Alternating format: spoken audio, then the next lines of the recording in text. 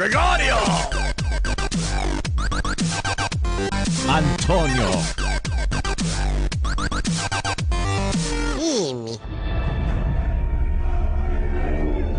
Hey, yo, what's up out there? Ice Cube. How can I see? That is not good. Get ready to experience the thrill of a lifetime. If you somehow find this offensive, just don't listen. But my guess is you'll be sticking around. Let's do this. It's going down, Jack. Hey, it's Larry King welcoming you to the Opie and Anthony Show right here on Sirius XM's satellite radio. Oh, this is good radio right here. Y'all are cooler and shit. It starts funny and then gets very uncomfortable. One of the most popular radio shows in the world. Radio journalism at its best. Hello, kids. It's the Opie and Anthony Show. They swear and they're vulgar and they talk about awful, awful things. That's what you like, isn't it? Very flavorful. Yay. That's what you like, isn't it? Please welcome Opie. The show is twisted, I'm telling you. We're enjoying this shit. That's what you like, isn't it? Anthony. I want dick prizes. I love when girls go through that. I'm here for you, ladies. Remember that. That's what you like, isn't it? And Jim Norton. If a pussy could talk, it would say, die. That's what you like, isn't it? Everything you are about to hear is real.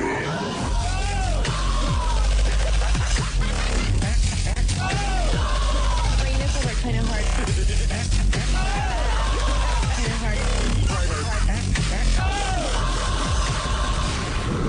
Good morning.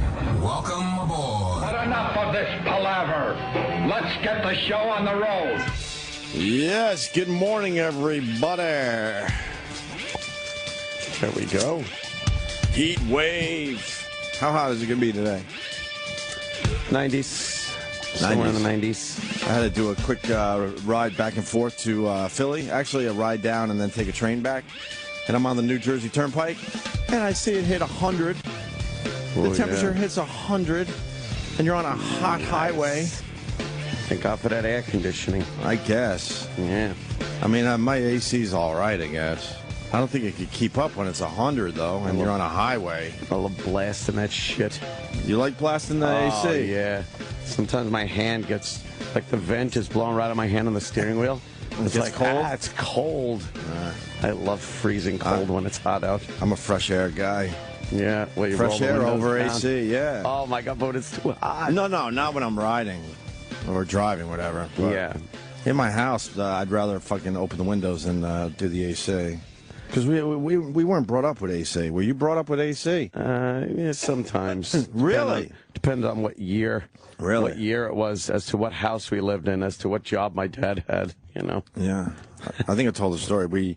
We had 2 fans Oh, God. in our house. Sounds like this show. I can't do Twitter voice today. It hurts too much. Still dealing with whatever the fuck we have. What this is. What, did we make out and we don't know it? Well, with apparently some more people, too, because Everyone's sick, everyone right? seems to have this. It's like a dry, just annoying cough with me. That's what's left for me. But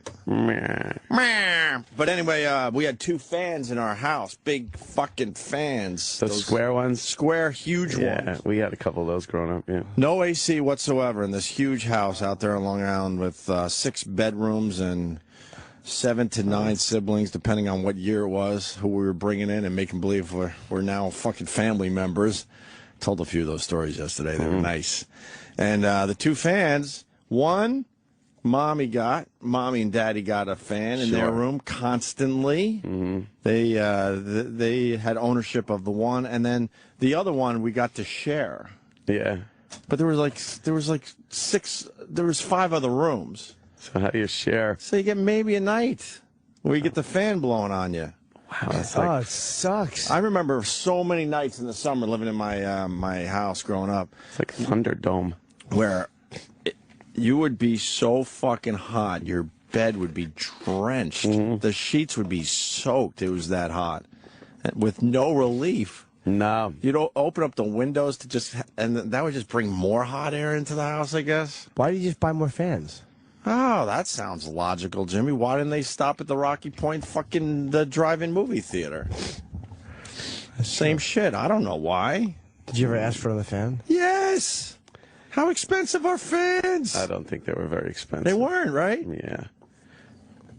I do remember those nights where it was just, you'd just hear the fan, woo, and just still be so fucking hot. My dad's theory was great. It was like, let's take the fan, we'll put it in the window, blowing out, and that way it'll take the hot air out of the room. It's like, yeah, but it's just sucking more hot air in. I'd rather have the fan actually blowing air on me. Yeah, what air is going to be replaced? Same I mean, hot air. if you're removing the hot air, what replaces that? I'd rather have the air blowing over me and feel like moving air go over you. Moving air kind of feels better, right? Right, that feels better. Yeah. You had AC growing up, Jimmy Norton? Yeah, but we didn't. There was rules for using it. My mother was such a thing. My mother controlled that. With an iron thermostat finger. It was, I don't know, it had to be a certain temperature. We could never use it at night. She would always. That's when you want it. I know, but the Nortons didn't have AC at night because of Nortons. only during the day. And I remember I would. Well, you want it at night when you're sleeping. Please, I know. I've had this discussion many times. Okay, because you could jump in a pool during the day. Who cares? I would get up sometimes. It would just be fucking sweltering, and I can remember the little box and the little hanging thing under that you move left and right like the bottom of a clock. Yes. Right. And I would just move it like to the left, like into this. And then the whole air would go click, click on, and I would just be like, please don't let her wake up. But then I'd be in bed, and 15 minutes later, I'd hear like footsteps, her bedroom door opening, and I would hear the. And you'd hear shutting down. The Nortons didn't have air conditioning on at the night. Nortons like daytime cooling, but not night. So little Jimmy Norton would move it a smidge. Just to try to get some air on. Just a smidge at night? Yeah, just a smidge. Just to get a little fucking cold air. I hated fucking not having air conditioner at night. Fuck, why have it? So many people have similar stories where... Why have it? The house was chintzy on their AC. Oh, my God. Was my mother a skinflint with the AC? Just fucking turn it on. You have it. It's a hot day. Well, because I never really had it, I'd rather have fresh air, unless it's a scorcher like today. But my wife, she grew up with the AC, and her father's an AC man. So they always had the best AC going. So that's a constant fucking tug of war with me and her. I'd always take the air conditioner. No, I'd rather have the windows open, nice fresh air coming in. Even at our beach house that we're lucky to have this summer. I want to just open all the windows and hear the fucking waves and get a little breeze off the ocean. The house is locked down so we could crank the AC. If it's in the shade, The what? If the house is like in the shadows, in the shade or something, and it's cooler by the water and you open the windows, I could see that. Yeah. If you're just in the middle of your neighborhood and it's blazing fucking hot out, I'll crank that. Oh, no, I get that. And I'll open a fucking slider in back. Yeah. You get the combo of the nice outside air, right? And then it gets cooled off by the AC. Yeah. This is our heat wave break. Do you know what I hate when a cabbie does this? When you're in a cab and they put the air blasting. Right. And I like to open the window, too, for a little bit. Yeah. And then they turn the air off. It's like, why do you care what I'm doing with, like, it doesn't change anything. Right, right. And he thinks it's sucking up his gas. It's not saving anything. But even if it is sucking up his gas, whether the window is open or not, it's using the same amount of gas. If I'm fucking paying to go for a cab ride and I want the air on and the window open, let it happen. Right. Just let it happen. I don't understand that either. But they do that. They have really bad AC in those cabs, too, though. It blows a lot of warm air on you, hot air on you. So, I don't know. Yeah, we're... Fuck this East fucking Coast thing. I know, it's terrible. The East Coast is destined to have this weather for a little while more, so... Perfect. It's nice. Perfect for me. I love it. I'll be somewhere where it's like 12 degrees cooler at all times. Oh. Canada. How the fuck do you clear your throat, man? It's terrible. This tickle is ridiculous. I got the fucking that blob. It feels like that you just can't swallow in the back of your throat. Yeah. Right where the nose meets the throat. You just feel like you gotta go. Anything worse when this comes on and you're laying in bed, you just want to sleep, and all you do is just swallow. It's swallowing over and over and again. You don't want to admit that you're getting sick. It's like, it must be something. Swallowing, and then whatever the fuck you swallow down, for me, causes acid reflux to pop up. And I was like, it must have been the Don West Cards voice I was doing. Yeah. the other day, yeah, that must have been why my throat hurts. And then you realize, oh, no, it's not it. Well, you missed a fantastic show yesterday, and I know. I'll tell you why. I'll tell you why. I'll try that. I had no voice. Jeff Bridges was in, and he could be the coolest human being walking the earth. Yeah. He goes right to the top of one of my favorite guests we've ever had on the radio show. He's great. He's an A-lister just sitting there drinking his coffee, having a good time with that. Yeah. I wish I could do that better, Jimmy. How was he doing yeah. I could imagine. And then he was pretty much hanging out here all day after the show. Just hanging out. Yeah. Like, you won an Oscar. Signed books for us. I think he was nominated 5 or 6 times, too, right? And then finally won? Yeah. He's had a great career. Was True Grit the first one he won for? No. I'm not sure. Well, I like True Grit. he won his Oscar for what? Was it Crazy? It wasn't Crazy Hard, right? I forgot. He's funny should know as this. fucking True Grit, man. Yeah, he was great. The character was on. He plays a good kook. Yeah. When he wants to play a kook. Kook. He plays a good fucking Good nut job. kook. A good kook. But that wasn't the highlight of yesterday's show. No? Danny came in, and he told a terrific drive-in movie theater story. Did he? It was amazing. Should you tell it again? Yeah, we might have to put it on the podcast next week. It was amazing. You don't think you should retell it for Ant, do you? I don't know. I don't know if we can do it justice. That's the only thing I think. It was amazing. Can you give me a synopsis? I don't know. I don't know. I don't know if Really? I can give it. I don't know if I could give it. It was really good the way he did it. Huh? The way he did it was really good. And we got his walk-on music too now, so that's good.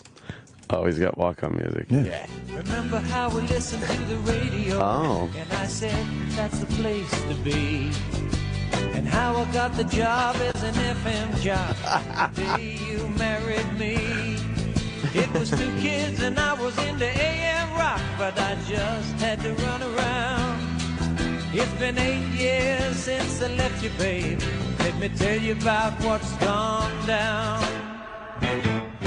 I am the morning DJ. Oh, wow. Well, not really, right, Danny? No. I'm almost the morning DJ. I am the morning DJ when the morning DJ's sick. Yes, I'm friends with the morning DJ. Should we put a little edit in that song and just put almost?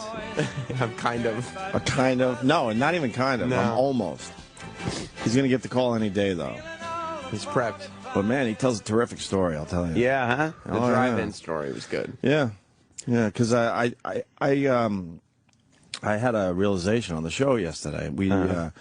My grandma had a house in Wading River, and it was a summer house. It was beautiful. And on the way back to, Centerport, Long Island, we would pass the Rocky Point drive-in movie theater. And about a mile down the road, you could start hearing the movie. We'd roll down the fucking windows. There was always some kind of Disney classic. Yeah. A lot of Disney movies. And then if we were lucky enough to make the red light, and yes, I said make the red light, that means we could stop.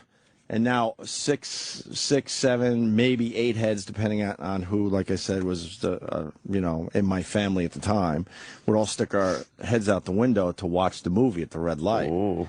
And I brought this to the show yesterday as a nice childhood memory. Sure. But then I had the realization that my parents never fucking stopped, and we never actually went into the drive. That's terrible. The drive-in. You should have at least gone once. We never went once, and now I'm like thinking, why?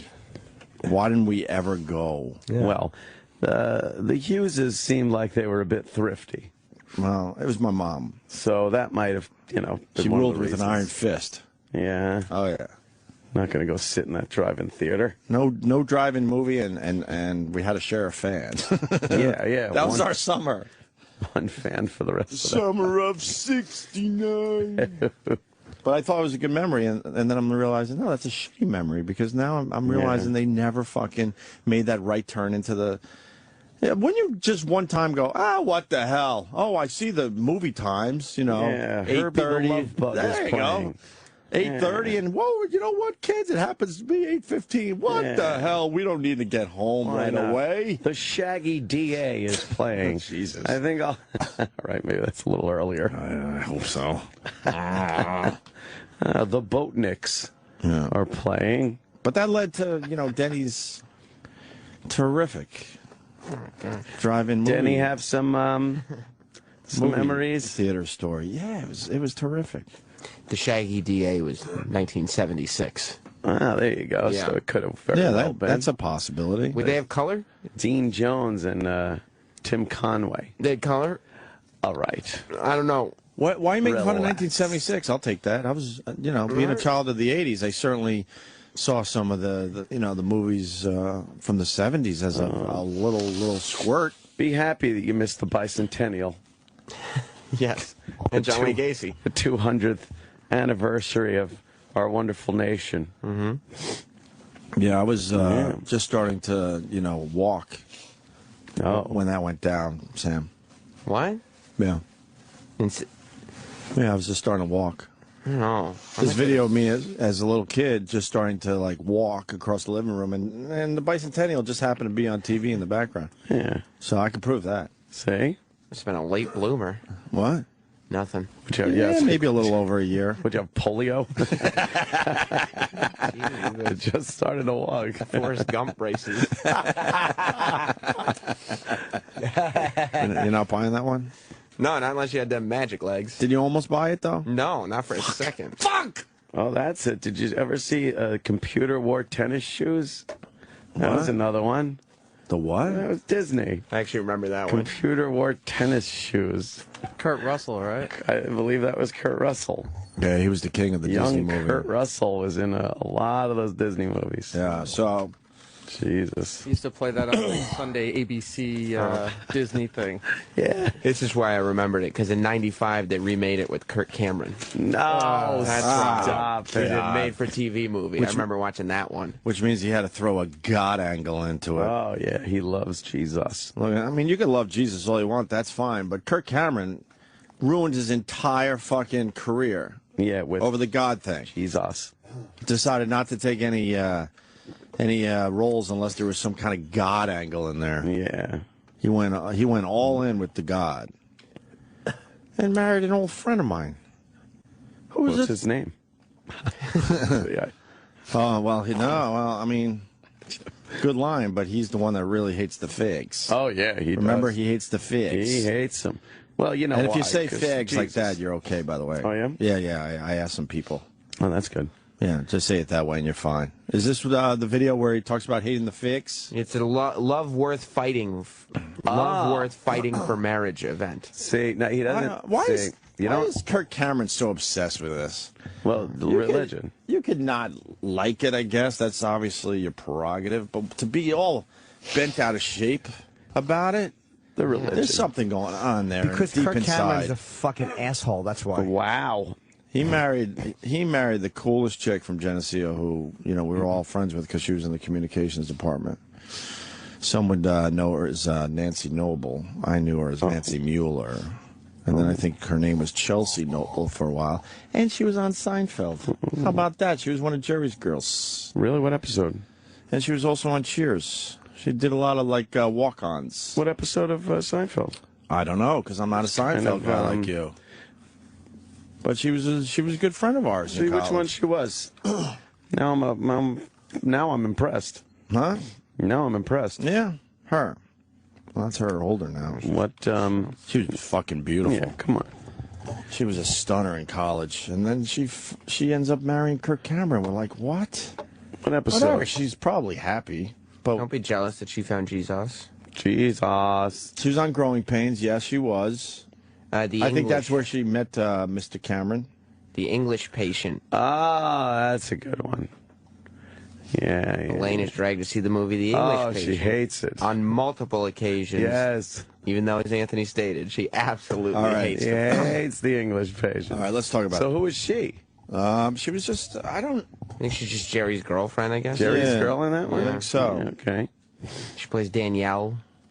And that wasn't a Big Jerry's girl thing, I guess. Yeah, she's a Geneseo alumni. She was beyond cool. I mean, Kirk Cameron, you saying is with the gay marriage and obsession. Like now, Travis knows everything. You really know about who she is? Travis is the best Seinfeld trivia guy ever. He knows better than everything. you. Oh fuck yeah! She played Neil's girlfriend. Neil's girlfriend, who looks like George. Yes. Yeah. Okay. Right. What? Yeah, it is. George stays one step ahead of Neil. Neil. Oh, I am sorry. I am supposed to be my boyfriend here. He looks just like you. Right. Yeah. Like me. Sorry. Like me. But how? But how? Listen, I'm in a coffee shop, and this beautiful girl I could never even talk to mistakes me for her boyfriend. That's a nice 4 seconds. Me. This is what her boyfriend looks like. How is that possible? Maybe he has money. Maybe he doesn't. Maybe he and I are exactly the same except for one minor yet crucial detail. You never know. Sometimes you do. Maybe it's some small thing I could change. Like a mustache or wearing a top hat or a monocle or a cane. Who's she dating, Mr. Peanut? You know, a lot worse than Mr. Peanut, my friend. Fucking great. I gotta love it. Hi. Remember me? I'm the guy that looks like Neil. Hi. Hi. Is Neil here? Oh, no, he got held up at work. Oh, that's too bad. I kind of wanted to meet him, seeing as how he looks so similar. Well, you know, you don't look that much like him. Oh. Of course not. No, you're a little taller. You look like you're in better shape than Neil. Listen, I don't mean to seem forward, but is there any way that I could possibly have Neil's phone number? That's fucking great. Now we're just watching. I know. Let's just watch Seinfeld I've all never day. seen. I've never really seen. Really? The only thing I didn't like about Seinfeld was the music was too much. The Really? music would distract me. Yeah, but the genius storylines, man. What, the music went in between scenes when they just did that little thing? Yeah, boom, chicka, boom. It was like loud. It was very 90s. She's pretty, that girl. She's gorgeous. Is that Kirk Cameron's girl? Oh, yeah. Oh. Damn. Okay. Yeah, that's who we ended up marrying. Who I know. Don't who I show know me from the end. I college. haven't seen that one. I saw the one last night where George Have you seen that one? quit his job. Oh, yeah. Where George quit his job and then just showed up because he regretted it. I love that one.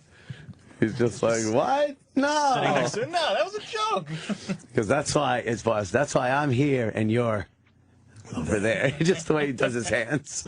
It was great. So last laugh. And then they were talking about that episode in the behind-the-scenes thing, and George was like, Jason Alexander was like, I'd read some of these things and be like, this is ridiculous. That could never happen in real life. Like, I don't even know how to play this. And then it turned out that Larry David actually did that at SNL. He had quit. He walked in, gave this little speech about how he was quitting and his problems with the place, quit, and then thought better of it, and then just was like, well, if I just show up for work again and just sit down and never acknowledge it. Did it work?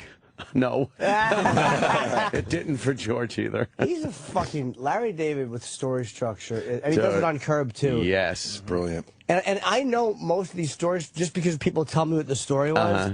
And I watched one Curb, the Palestinian chicken episode. Oh, God. Oh, right. Yeah. That was great. What a brilliant fucking guy, man. You never watched Curb? No. That's one you should watch. Seinfeld. Not because I don't like them. I just, you should watch I don't Curb. shows. You'd appreciate Curb. Yeah. The fact that he's still able to create that, right? To create that after so many years and make it work. Yeah. Because so many people do it and it's terrible. It's genius. Well, he started his own genre, really, because so many people are doing kind of the Curb thing now. But doesn't he take, like, he has a very, very coherent and smart storyline and then wraps another one into it? A B story, like... You should watch Curb, man. It's going to depress me. That's why I don't watch TV. I don't want to be depressed by these shows and how great they are. Their greatness will depress me. Anyway, it leads to her marrying Kirk Cameron. Yes. Why are we talking about Kirk Cameron today? Because he loves Jesus and hates the figs. True. But how did we get to this point? Computer wore tennis shoes. Yeah, we were talking about right, computer wore tennis. the remake of the Disney movie. And then, okay, and then he ruined his... Oh, because your driving thing, yeah. And he pretty much ruined his career by obsessing about the God thing. And decide not to take any roles because, you know, the God thing comes into play, and I don't know if God would appreciate if I do this role. And Right. So Meanwhile, then, there's a fucking a revolution in Syria, Right. and this idiot thinks God cares about who he fucking pretends to be. so then he's decided to start doing projects where he promotes God. I don't know. You know, if my old friend there is happy, whatever, but I can't believe it's the same broad. How old is she? She's probably my age. How old is she older than him? He's probably up there now, too. Yeah. All in the same ballpark. Right. Yeah. Right around there. She might have been a year younger than you. All born in the mid to Pops. late 70s. 80s, yeah. Child of the I 80s. wasn't born in the late 70s. When? Mid? Yeah. No, late 60s. Mid 70s. Yeah. Oh. I'll take, man, you look like shit over, wow, you look old. Any day. Any day. Take that any day. Is this Kirk talking about the figs? Yes, let's I think hear. so. How old is this? He's talking This is like last year. No, this is 2013. It's not anti-gay. Okay. It's pro-marriage. Pro-love is what it is. Let's be real here. Good. I love these. My name's Kirk Cameron, and together with Warren Barfield, we are putting on an incredible event that is designed to fireproof marriages. Maybe you saw the movie Fireproof. Maybe that resonated in your heart and in the heart of your church and your... Probably some religious See? movie. Fireproof. He was in a movie called Fireproof. No, he's watching that movie. Well, he said maybe you saw Fireproof. He means... I realized I had nothing funny to say. I know. I was going to say he means like nobody watched it. I realized there's nowhere to go with that. He means. Yeah. He blew off a major career in Hollywood to do the God thing.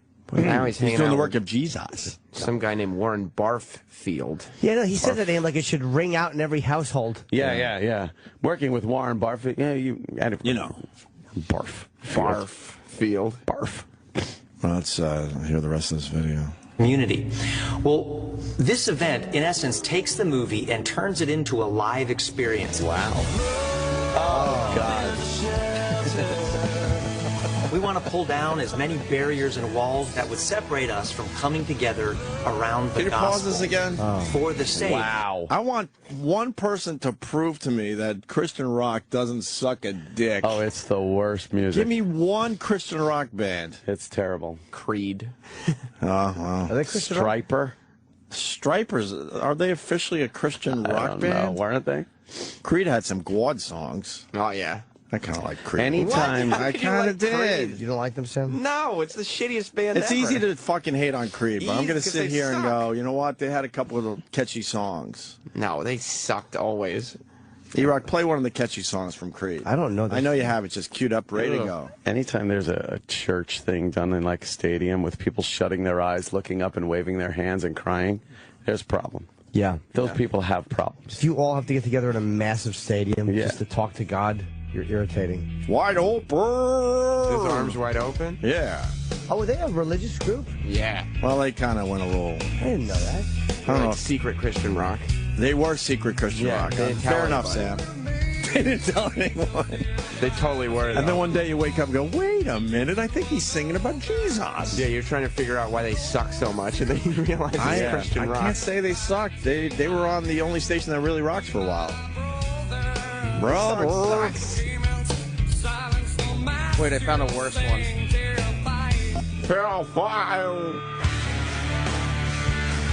This is rocking. See, this is rocking. Let me shut my eyes and look up. Yeah, but you can almost hear it in it now when you listen You know to what? it. Like, imagine people with their hands up and Totally. talking to Jesus. Ant's keeping quiet, but I think he might have liked a Creed song or two himself. No. Come on. No, that whole... I don't hate like that style. Don't like them. Then you must hate the 90s, Jim Norton. What's that? You must hate the 90s then. Yeah, I don't like a lot. I don't. You know me. I don't love a lot of 90s music. And we haven't talked about 90s rock in a while. I wish I liked it. Iraq, comment?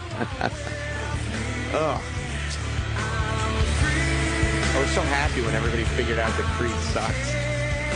Didn't take long. No. All right, you get first.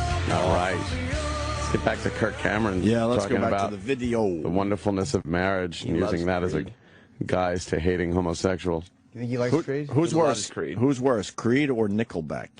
Oof. Nickelback's probably worse than Creed. What's that big song? They've had a lot of big songs. Oh, They all Iraq, suck. got it. Hit him. Hit us up with the Nickelback song. Iraq, come on. All right, hang on. Big hit. Nickelback, Mr. Avril Lavigne, Nickelback is really bad. Yeah. I say Nickelback way worse than Creed. Probably right. Not even close. Both bands really suck, but Nope. Nickelback's probably worse. I can say Creed sucks. They're horrible. Not going to go through a whole album of Creed, but I'll take a couple hits. Only to them make with my fun of music. it. No, not fair. Like to sing it and do the voice for a little while. That's fun. Hey, That is fun. The Christian rock fans are checking in. Oh, are they? Brian in Tampa. I know we're all over the place, but the beauty of the show, we'll bring it right back together, and we'll fucking have this all wrapped up nice for you. You want to hear what he thinks are two great Christian rock bands? Yeah, please. All right, Brian, sell us on Christian rock. Go ahead. First of all, I'm not a Christian follower, but I'm a metal follower. Okay. And for guitar players, there is a killer guitar player in a band called Eden's Curse, and a 80s white band, an 80s band called White Cross. Jimmy would probably like those bands. They have to have the names. Brian, I'm not laughing at you. I'm laughing at the names of the bands. Eden's Curse. Eden's Curse. Hey, you gonna go see Eden's Curse? You get Eden's Curse tickets? Fucking White Cross is opening. Going to see him, man. Look it up. This is a dream in heaven. All right. I like that guitar. Iraq has decided to play the music really loud today for some reason. I think that's No, that's Sam. Oh, sorry, Iraq. Look at this guy. Oh, they look completely metal, but I like. You know what? I like this so far. But this is Satan's Hold on, Brian. music. We can't hear you.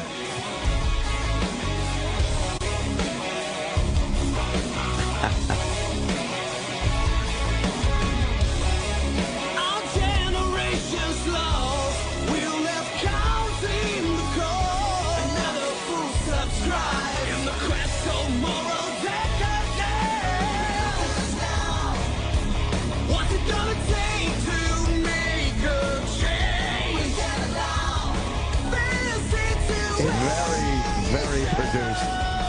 It sounds good. They sound like a heavy metal version of Styx. Yeah, yes. But they're not bad.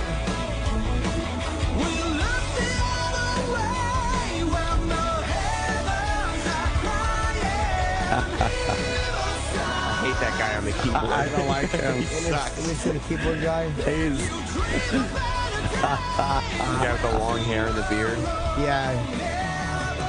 What a spaz. It is like heavy metal, fucking heavy metal Journey.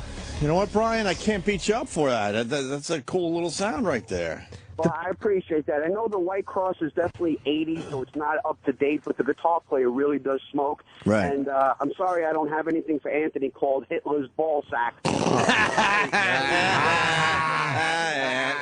at you, Yeah. racist. Hitler's ball sack. You know the problem with Christian rock groups? They all have to sing about God. Right. Yeah. I wouldn't mind them if for a while they sang about something else. But literally the second verse in ba ba ba ba heaven. All right. We know. There's a lot of great heaven songs out there, though. There really are. Brian Adams probably is the best one. Well, we could do a heaven fucking song. Isn't too far away. That's the one I was thinking about. Yeah. Brian Adams' acoustic version of fucking Heaven Who on the sings that MTV acoustic. Because it could be Closer to it every day. Warrant. Oh, stop it, you That might be the cunt. best heaven song. No, it's not. That's going to be the best heaven song. Not. Eden's Curse, though. That is good. Fuck, man. Eden's Curse. I can't beat that up. Eden's Curse, very well produced, clean, metal. But they kind of, they know their instruments though. They're very good. That's right off of the. That's right out of the metal textbook. That's it was right there. It's very clean. It's too clean to be like very 80s. Like the metal. definition of metal. It sounds. Yes. As I Lay Dying, Christian rock singer got arrested for putting a hit on his wife. Whoops! Get out of here. That's not Christian-like. No. Let's learn about Christian rock today. Aaron, is this a true story? What do you got on this? Yeah, what's up, fuckers? Basically, and this happened a few months ago. Tim Lambis, the singer of As I Lay Dying, a longtime Christian rock band, and they probably play him on liquid metal all the time.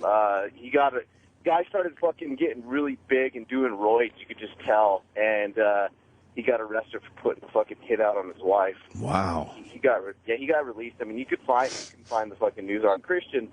Jimmy, you might like him, but is that their big song? Because we got to go with the big song, not. Yeah, 94 Hours is an older big song. Troy Quan would know about a lot of their shit because he probably spins their shit too. Yeah, 94 Hours. And 94 Hours is a song you wrote for his wife, which is fucking ironic. Of course. Yeah. Don't you think? Anyways, yeah, well, hey. Hold on, man. Who's this? As I Lay Dying.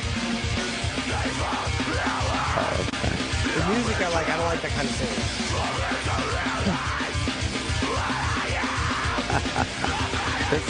This makes me laugh, this singing.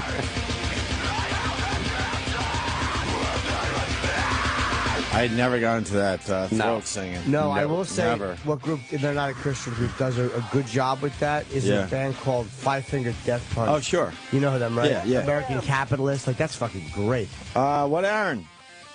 Fuck Five Finger Death Punch. They fucking suck. You don't like them? Why don't you like them? No, they're fucking that's like fucking generic butt rock. Well, I'm saying I don't like that you, style Jim. of screaming. That's Yeah. like that style of singing. But like American Capitalist, they do it in a style I like. I just don't like that. That's too heavy. Oh, that band sucks. How do you know this is a Christian rock band, by the way? Because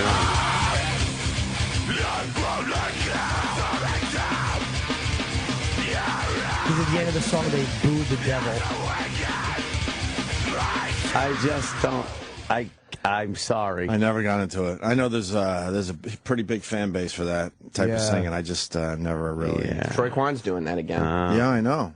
You what I like about Troy Quan's back in. Yeah, he's back doing that. Five Finger. Again, I'm not stumping for them, but they'll sing like a regular chorus and do that, which I kind of like. I don't like when groups never break that. It's just not my style of metal. It's too heavy for me. All right, Aaron. Thank you, sir. Parody. And real quick, Troy Quan's shit is fucking awesome, by the way. Yeah, Troy's amazing. Troy's voice is amazing. He can do that. Like I don't know how you fucking train. If I yell once, I'm like, oh god, I'm getting nodes. I'm getting nodes. Can I say something really quick? Yeah. I've listened to you guys since the fucking ashtray fucking ear incident, making fun of the fucking people with the burnt ears. Oh yeah, the lady from Chicago, sure. Kathy something, whatever. And you know what? And this is the first time I've ever fucking been on your show. Wow. And fucking awesome. And I'm still a fucking hardcore listener. Thank you. Pretty awesome. Thanks, Aaron. It's awesome to be on the phone with us. I thought at this point everyone left us. Lucky you. And we were just broadcasting to an empty audience. Dude, I really do feel like we're talking to a fucking like a vacuum or like a fan, not a person fan, but like the fans we were talking about before. Sometimes I feel like I'm just talking to that thing blowing air on me, and no one hears it. Yeah, it's odd. It is odd because we're so fucking isolated in this joint. We have no idea what's going on out there. Let's say hi to Keith in Philly. Keith. Hey, how you guys doing? Hey, man.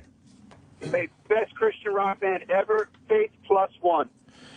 Now, give me their big song, not a deep track, just something that, was pretty damn popular for the band. Well, I can't remember the exact names of the tracks, but the lead singer was Rick Cartman, and on bass was Token. Oh, it's the South Park thing. Yeah. I forgot about this. Jesus, baby. I've been thinking a lot about you lately. Well, that's why I wrote this song. This song? I love you, Jesus. I want you to walk with me. I take good care of you, baby. Call you my baby, baby. for my sins, and you know that I would die for you, right? What's the matter, baby? You're trembling, Jesus, baby. Your love is my life. You know when I'm without you, there's a black hole in my life. Oh, I wanna believe it's alright, but I get lonely in the night, and it's up to you to save me. That's it. It ends like that. All right. Back to Kirk Cameron. Yeah, what's up? Let's wrap this whole fucking thing up nice now. With a kiss. So Kirk Cameron is talking about the figs in this video. Well, the sanctity of marriage. And he love. made some Bible movie that no one saw, but then he's like, well, now we're taking the Bible movie on the road and making it a live experience. This is love worth fighting for. All right. Marriage event. Gospel for the sake of building up our marriages and our families.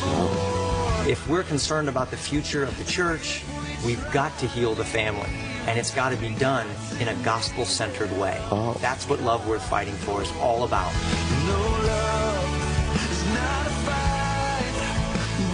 A marriage event. He's Jesus crazy.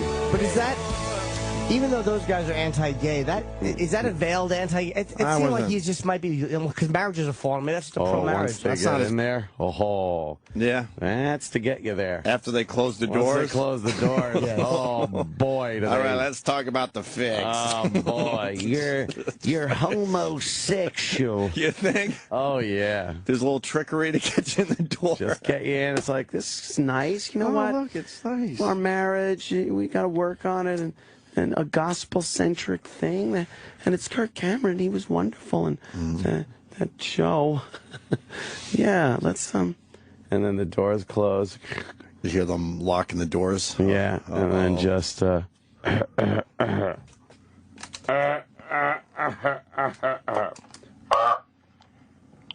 and gentlemen, welcome to the Love of Marriage event. Kirk Cameron will be coming out later. But right now, let's talk about the homosexual, the insidious queer, who uses his penis in other men's assholes. you're sitting there like, what happened? I thought this was a marriage thing. Yeah. What? Yeah. Some gay activist just got killed in Cameroon. Why? And they fucking they broke his they said his feet and his neck were broken, and he had iron burns on his face. Cameroon. Exactly. It's one of those. One of those places. Yeah, burned him with an iron on his fucking face and his feet. And, I don't understand. Even if I don't understand what motivates people to be so angry. Who cares? Angry about it. Especially Lionel Joseph. ha ha ha. Lionel Joseph. Trading places. Yes. Oh. Cameroon. On the train. Yeah. Why do they care? I don't know. I don't get it. You could have a strong opinion about it and all that, obviously, but to really just be so obsessed with Well, why does it move anybody internally? To do anything? Who gives a fuck? Why would you think about it? I don't know. Some people just get really revved up. But you know what I'm saying? It's like we're interracial marriage. Like what inside of you is so I gotta, I don't comprehend that. Fucking people give a fuck. Yeah, there's so much I don't give a shit. Like there are things you don't have to sit and fucking protest for or anything. You just don't think about it. There's so many things I just don't fucking think about. Gays are one of them. But whatever they want to do, why would I give a shit? Some gay guys want to get married, gay women. Dude, people are born gay. Gay. So what does Kirk Cameron want? Does he want us to drown all the gays? He doesn't want people those gays getting married. It's literally people. I love religious people that go after gay people because they're It's almost like if you're born gay, then I guess God made you that way. So it's like really they're like fans. Who are fucking, or they're fans of a particular performer, and then when the performer's doing one of their songs, they're going, "This song sucks and should be banned." It's like, but they made that song. It's like if you really like God and God made gay people, then you're just shitty. Well, they don't see it that way. I know they don't think you're born gay. Right. No, that's their little out. Yes, God made you normal, and you turned gay because of the devil. Yeah, because there was a big tree with fruit, and Eve came from a rib. Did she? Really, she did, huh? You're not supposed to eat off of that tree. Why wouldn't you? Wacky stuff. One of my guilty pleasures is New Jersey Housewives on Bravo. It's one of my guilty pleasures. And there's a girl on there, a lady, a woman named Rosie. Now, you tell me that she wasn't born a lesbian. Oh, really? Just one of those manly-looking... More manly than any of us. Yeah. Do you have a clip of Rosie? We're not exactly from New Jersey Housewives. We're not the bar for masculinity. No one's going to say more masculine than those guys. Wow. That's why it's tough to argue in this shit, because it's like, I'm sorry. You can't convince me that people aren't born gay. Tormenting So I'm tormenting myself. And that's her trying to figure out sister. What I'm going to do for Victoria and Rich for their birthday. So next year she's going to start her 20s, and guess what? Rich is going to be 50 next year. 50. Why don't we go to a club in Manhattan? We'll take them all there. No. They have these places that have no drinking in it. She's a lovely voice. Really?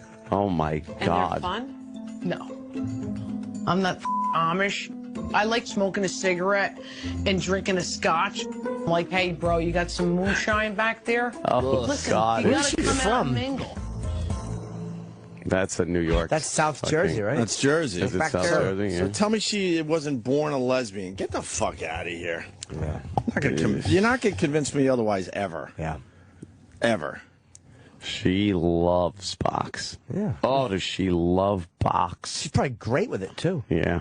Yeah. I'm fucking all meat and potatoes with vagina. I just go head first into the clit.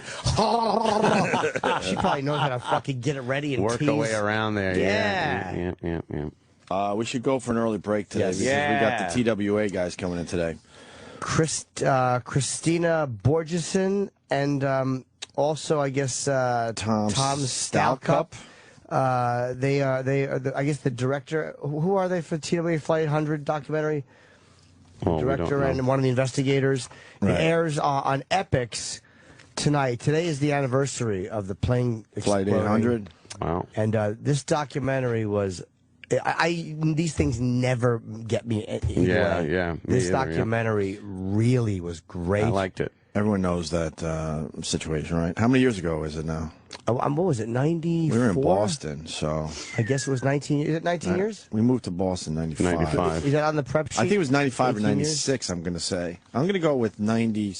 I'll go with 96. 1996 over Long Island, over the ocean, actually. The thing blew up. Yep, 96. Yeah. And oh, wow, okay. TWA Flight 800, the documentary is getting really good reviews in the paper today, too. So. Oh, good. Yeah, really good reviews. So we're going to do that next. A little later today, Bob Saget. And a reminder, it's Wednesday. That means it's Opie and Anthony Podcast Day. Oh, my. Podcast number 10 is available for your downloading pleasure. Shit, yeah. And we decided to put a bit on there that we just kind of mentioned casually last week. Stalker Patty's Mousetraps. Oh, God, yeah. Where she was crawling around, I think, naked in mousetraps trying to find money. Right. And I think Patrice O'Neal's in this as well. I believe naked, but I believe she was wearing a Krusty the Clown mask. Well, sure, Sam. You have to do that. Not fully nude. Right, yeah. Well, we wanted to make sure no one knew who she was. And keep it tasteful. Yeah. Yeah. And then also street fishing. Yes, street fishing. With Bill Burr. Yeah, we haven't heard that in so long. Holy fuck. Wow. What a hit it was when it happened. I can't wait to listen to it because I don't really remember it totally. Yeah. But we had a great window off of 57th Street when we used to have our own beautiful facility. Yes. Before they put us in this little box here at the Sirius headquarters. And we were able to look out onto the street, and so we put a whole bunch of porn down on the sidewalk, and then kind of just commented as people were picking up the porno, right? Yeah. There were dildos and X-rated movies and what else? T-shirts, and it's a great bit. It really is a great bit. We all had our own window, I remember, and a microphone. It was so much fun. That's what was great, was that we actually left the studio. Right. And opened the windows. Opened the windows, took wireless mics, and just broadcast. It was awesome. It was great. It was really, really That's good. one of my favorite bits ever. Really? Yeah. Yeah. Because it was so different. Like, I'd never heard or been involved in anything like that. Right. And when Bill would yell down at these people that were picking stuff up. Oh God, It's yeah. classic. Because the best part is they're looking around like, wait, is that a dildo? And then like women were picking them up, putting them in their purse, thinking they were getting away with something. Some guy like saw porno and then doubled back, made sure no one was looking. Right. Picked it up, and then Bill just instantly. Oh, we had the yelling at him. megaphone too. I Yeah, remember. yeah. So we would shout at him. All right. Okay. Yeah. That and Box of Cocks are two of my favorites ever. Box of cocks. That was amazing. I was just fucking. Do you remember how outraged you were when management said you could not do Box of Cocks a second time? And you were like outraged, like you couldn't believe somebody was infringing on your right to do Box of Cocks. We put a box on the sidewalk, and it said, what, free kittens inside? Yeah, I think it's free puppies. Free puppies, right. And it was a giant cardboard box, and the entire inside was lined with pictures of gay porn. Yes, hardcore. And then there was a dildo affixed to the bottom of the box, so people would go by. And then we videoed from across the street, and we just put it out on the sidewalk. Box of Cocks. And then people would go by and open up the box expecting to see puppies. And they'd be shocked. And all I got was cocks. We're fucking grown-ups. That's when we would just think of something and just do We it. are lucky to still have a gig. It's amazing that we didn't, as much as this place can be annoying, I can't believe we didn't blow it. This place is extremely sterile, unfortunately. I mean, we could do Box of Cocks here, like in the lobby. No. God, No? what? Unless it was a Christmas gift to management, and they'd all reach in and greedily grab them like they were candies. Is Box of Cocks worth putting on the podcast? I think so. Yeah, absolutely. As a radio bit, was it good? Because I know visually it was hilarious. I believe it was, yeah. All right, we have to make sure it's good for radio purposes, or for podcast purposes. All right, so podcast number 10 is Stalker Patty's Mousetraps. She's crawling around naked with a Krusty the Clown mask on, and street fishing with Bill Burr. There it is. Wait, here's somebody. Here's a girl. Here's a girl. Look at. What idiots. She looked into the box and was horrified. A lady looking and then shut the lid quickly. Lady with a cane. No, what was great was she's hopping Listen to the down audience. the sidewalk and she slowly opens it About a up. minute What left. was great was when she started opening it up, more people gathered. As soon as they all saw what it was, they all scattered and made believe they didn't know each other. Bill Luck. Bill Luck. All right, these guys are gonna look like it's obvious. Here, okay. All right, Looking. all right. Puppy. Oh, please lift it.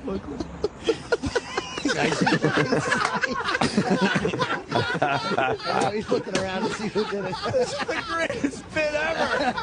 I love the box of cocks. I love They make believe they didn't see what was inside. Here's a couple things. Oh, You guys all were right, all outside. right. You were across No? the street. Yeah, I think so. Oh, here we No, go. no. Here we go. They're holding hands. They're holding hands. Look. They're looking at the box. They're ready to lift it up. Open it. Shut it quickly. The audio has been timed up with the video. Yes. They passed by the box, and the guy went, "Wait a minute," and pulled it back toward the box, and slowly opened the lid to reveal the pictures of cocks and the giant dildo. They left in disgust. We need one more. Here's a whole group of people. These people will definitely stop. Guaranteed. This is going to be a group effort. Here comes. Guaranteed. Lift up the. He just looked right in. He got a good fucking wide look at it. He opened that lid wide. Oh, wow. Yeah, we were looking from I didn't hear above. the audience. It was a studio audience. Yeah, we were looking from above. We were right above the box of cocks as the people were walking down the sidewalk. So.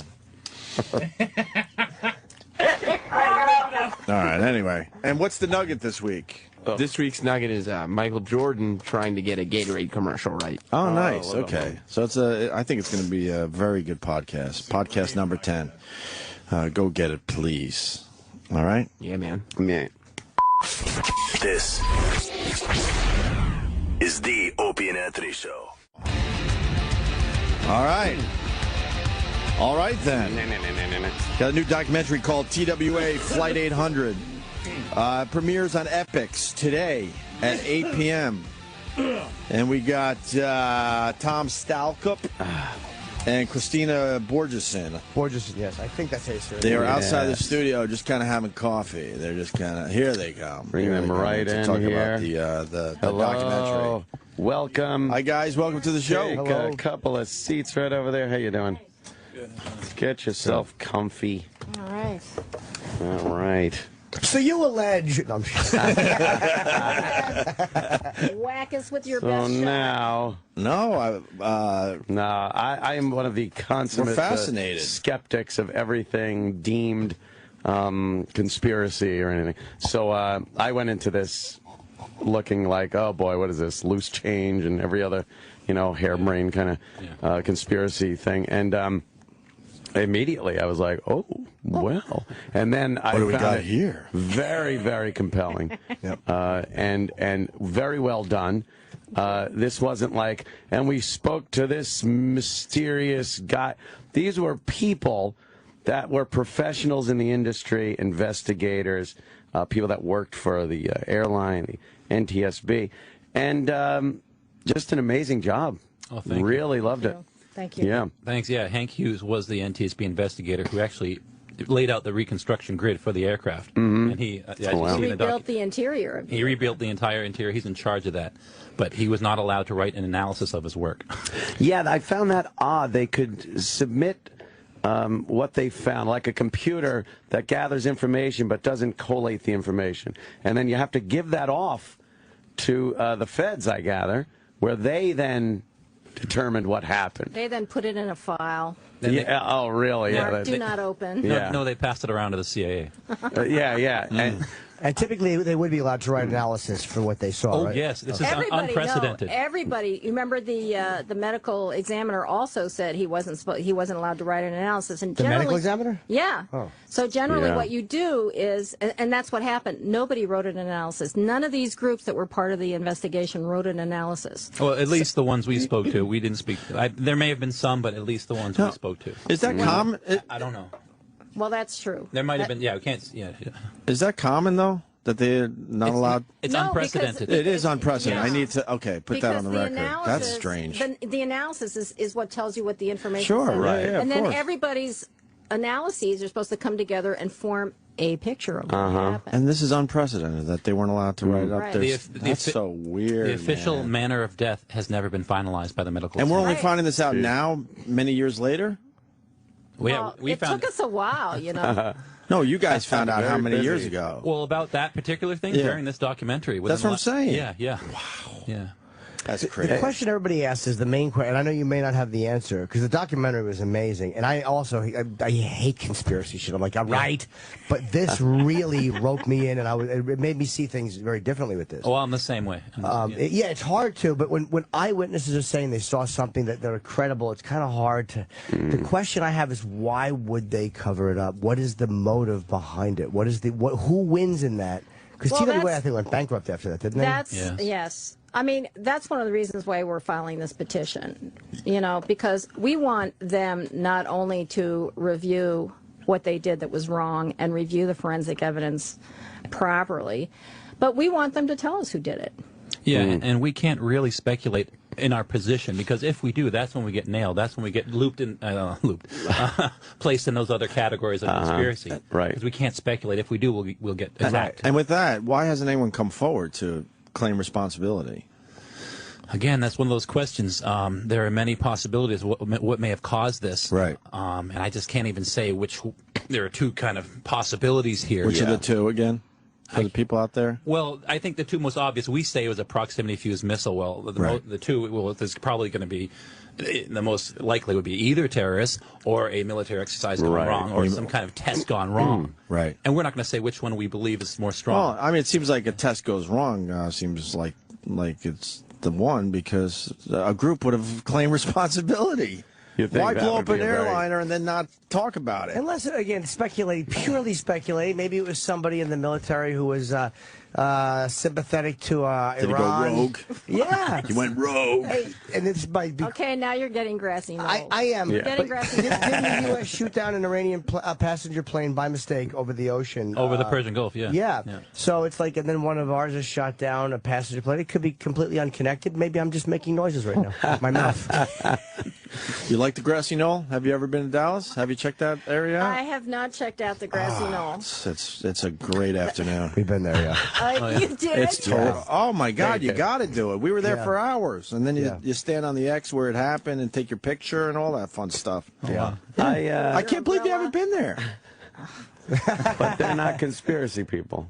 No, but Thank it's a you. big. Thank you. But it's Dealey Plaza, you know. and it's a big event. It's just a good thing to go do.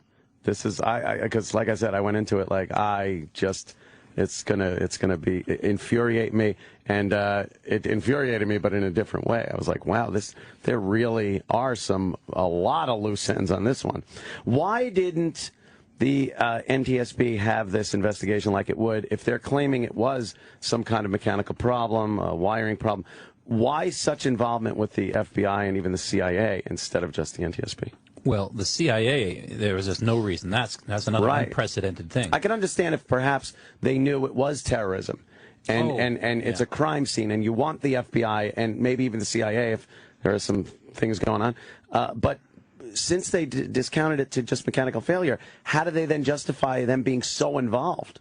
Well, the CIA, actually, in the very beginning, they wanted to see if this was a terrorist missile. So the CIA are the experts of foreign missiles and things. And then very beginning, that was okay. Which makes sense, yeah, sure. So but then they started producing a video of what the eyewitnesses saw. Right.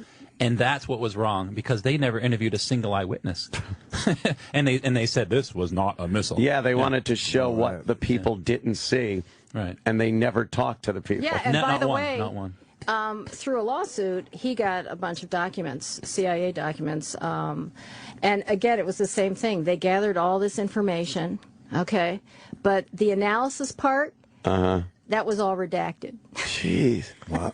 Isn't it amazing that you have to sue to get this information, Yes, too? It's yes. like, why is this top? If it's just a plane crash or an explosion of the center fuel tank, as I said, why is that protected? So We have much to sue is for put that. under the guise of national security these days, and it's not. It's not national security. But they can say, well, this will show how we obtain this and that, and it's 20 degrees separation to national security, so they could just black it out. Right. It's amazing what's covered under that now. Well, it's also very interesting. It's not in the documentary. Is there was a video of a missile 5 days before the crash over Long Island.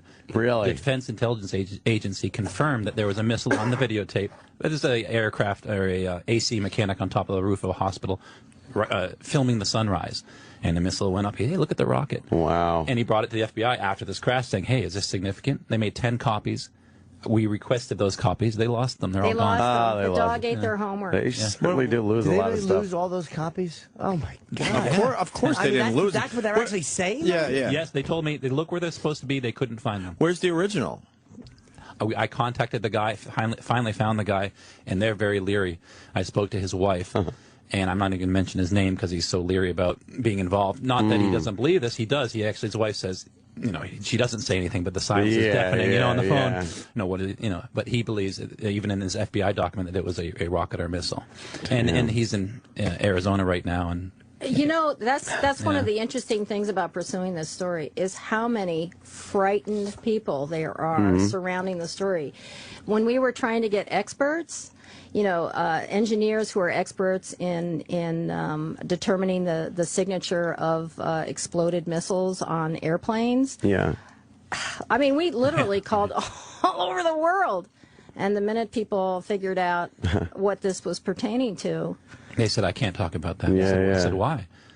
No, I can't answer that. Let me just send you this. No, then you can say you sent it to me. Wow, yeah. Wow. They wouldn't let me send them an email, Wow. Is part of the fear, you think, though, like in this day and age, if you're linked with conspiracy, and again, because so many fucking crackpots have made like a legitimate investigation seem like conspiracy, they might be afraid of having their name tied in, like, oh, great. Now, it's almost like if you work in science, if you're a part of SETI, then people think you're crazy because you're looking for aliens. Maybe they're afraid of being lumped in with what's considered a conspiracy. well, actually, one guy told us that he had connections and contracts with connections to and contracts with the Pentagon. I mean, it's Don't want to lose those. Exactly. Yeah. Exactly. So I mean, but think about it. Think about the implications for this country. That you can't get to the bottom of something like this where 230 civilians die. Right. And then it takes us 17 years just to get to where we are. I mean, this is not the only story out there like this. And so what does that say? It would, unless it was some type of cover-up for a military accident, I would like to, like Jim said, know what the end game was for this whole thing. Like, why wouldn't you attribute it to terrorism unless maybe, I guess you don't want to seem like you're vulnerable, but someone would claim responsibility. It seems like the only real end game here is to protect, like, oops, we made a mistake, don't want anybody to know. But then I also heard about that, like, how could you keep that many people quiet is usually the thing, and there would be a guy on the ship. If it was a ship-launched missile, that would be like, you know, yeah, I heard a missile go off at that hour. You can't keep an entire ship quiet. So, you know, Well, you know, it's interesting that you say that, because look at the marginalization of the eyewitnesses. Mm-hmm. You saw that part in the film where I asked the FBI agent, I said, you know, you're telling us this is mass misperception. All these people up and down the That's coast, ridiculous, you know, mass misperception. who didn't even know each other. Yeah. You know, they all say the same thing, and you're just shunting them aside.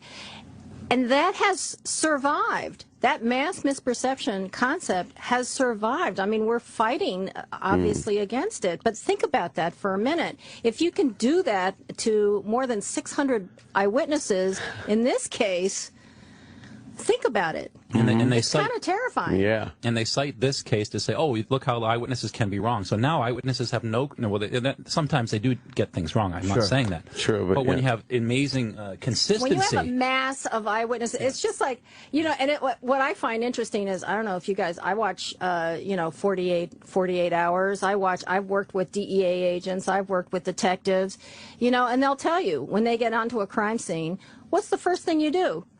Did anybody see anything? Yeah, you talk to potential witnesses. Yeah, and those witnesses go to court.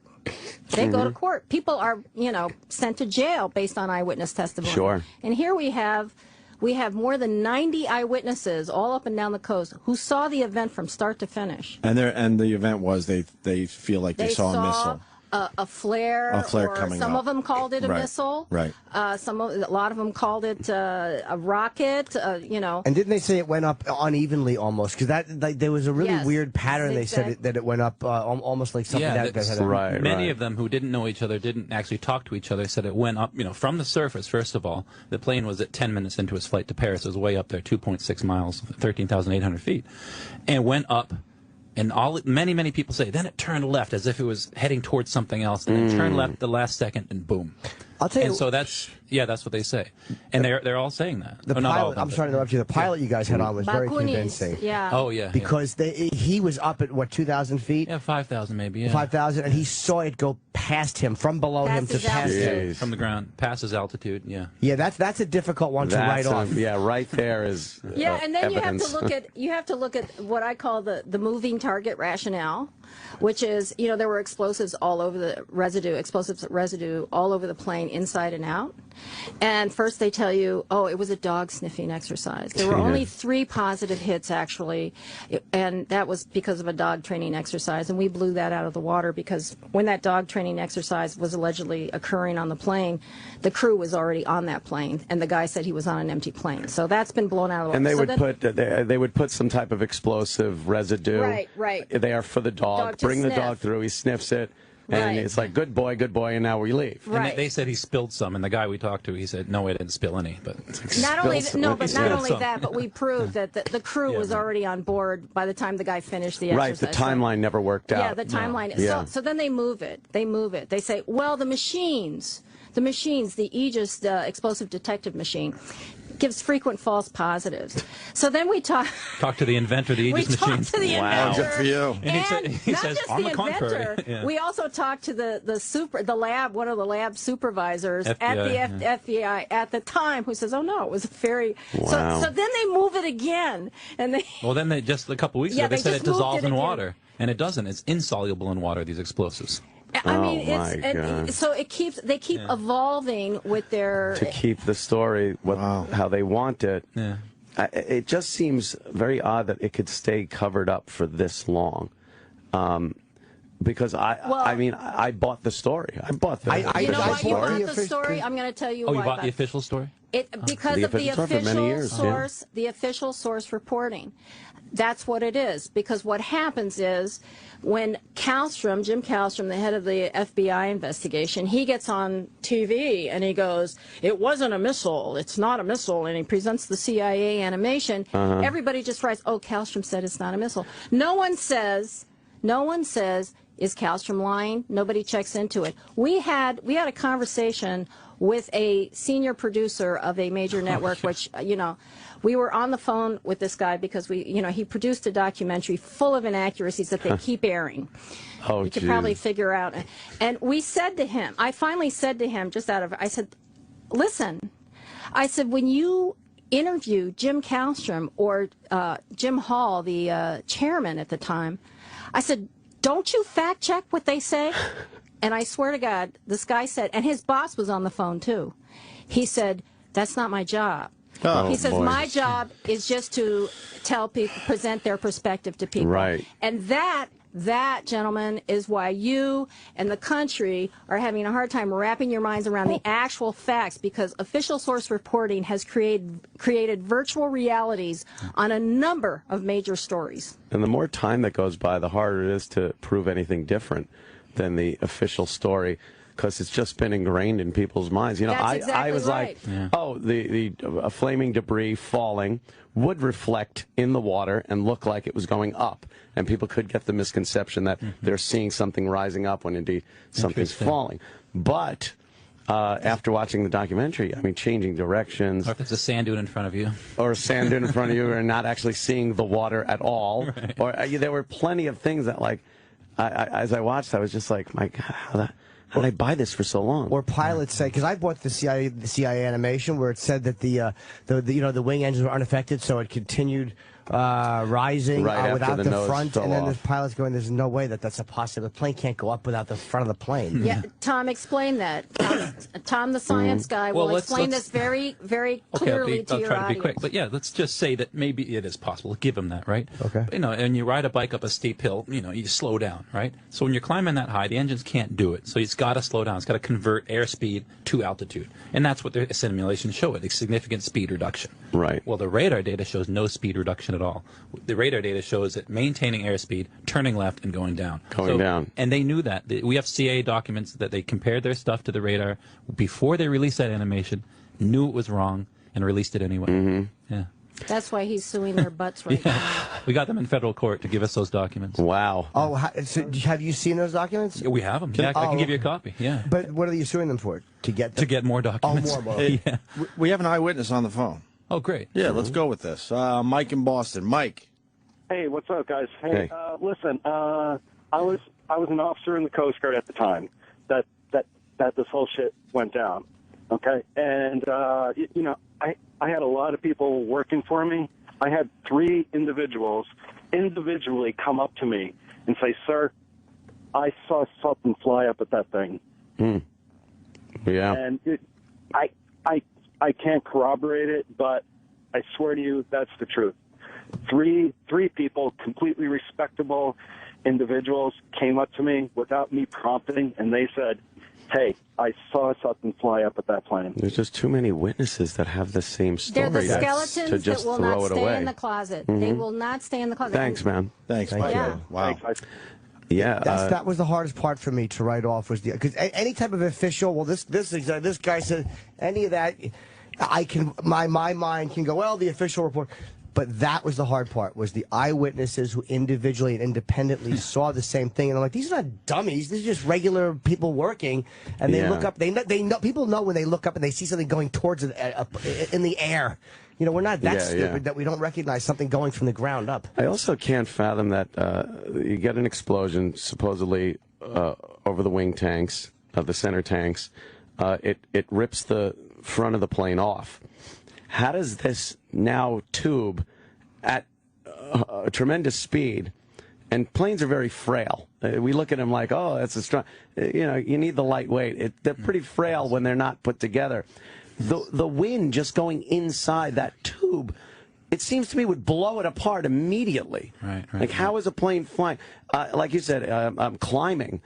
Aerodynamically, the plane is now shot. Yeah. There's no way this thing is going to be climbing. Nothing makes sense off of their the official explanation. Yeah. Nothing. Yeah, you see, because now you've been forced with this film to stop and think about it. Right.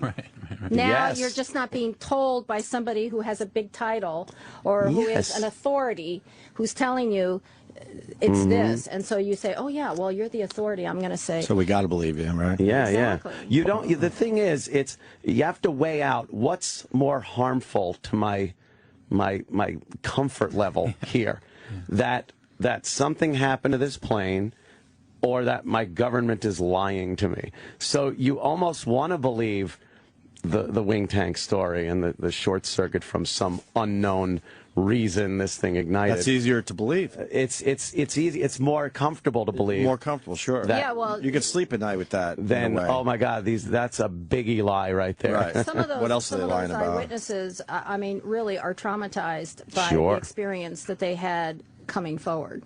Yeah. You know, and I mean, literally, you saw Lisa Perry. She just started. She burst into tears when she started talking. I like the fact, though, that you don't do too much speculation about the whys, because you're right, because then you get caught in this whole thing, the and you're political admitting you aspect don't of it. know it. No. But I purely, again, as a guess, it's not too crazy that in '96, we had the '93 Trade Center bombing, and maybe they were afraid that if word got out that this was an attack with a shoulder-launched missile, it would destroy the airline industry, and that it's easier, because then you're like, well, why would TWA sign on for this, or why would Boeing or whoever it was allow this theory to go forward, because it hurts their company? But the end game might have been that it does more damage to the airline industry thinking of a shoulder-length launched missile attack than a freak accident, which happened once in 30 years. But who wouldn't want to do that again then? If you're a terrorist group and it worked, wouldn't you just do it again? Especially if you know that the victim kind of tried to cover it up.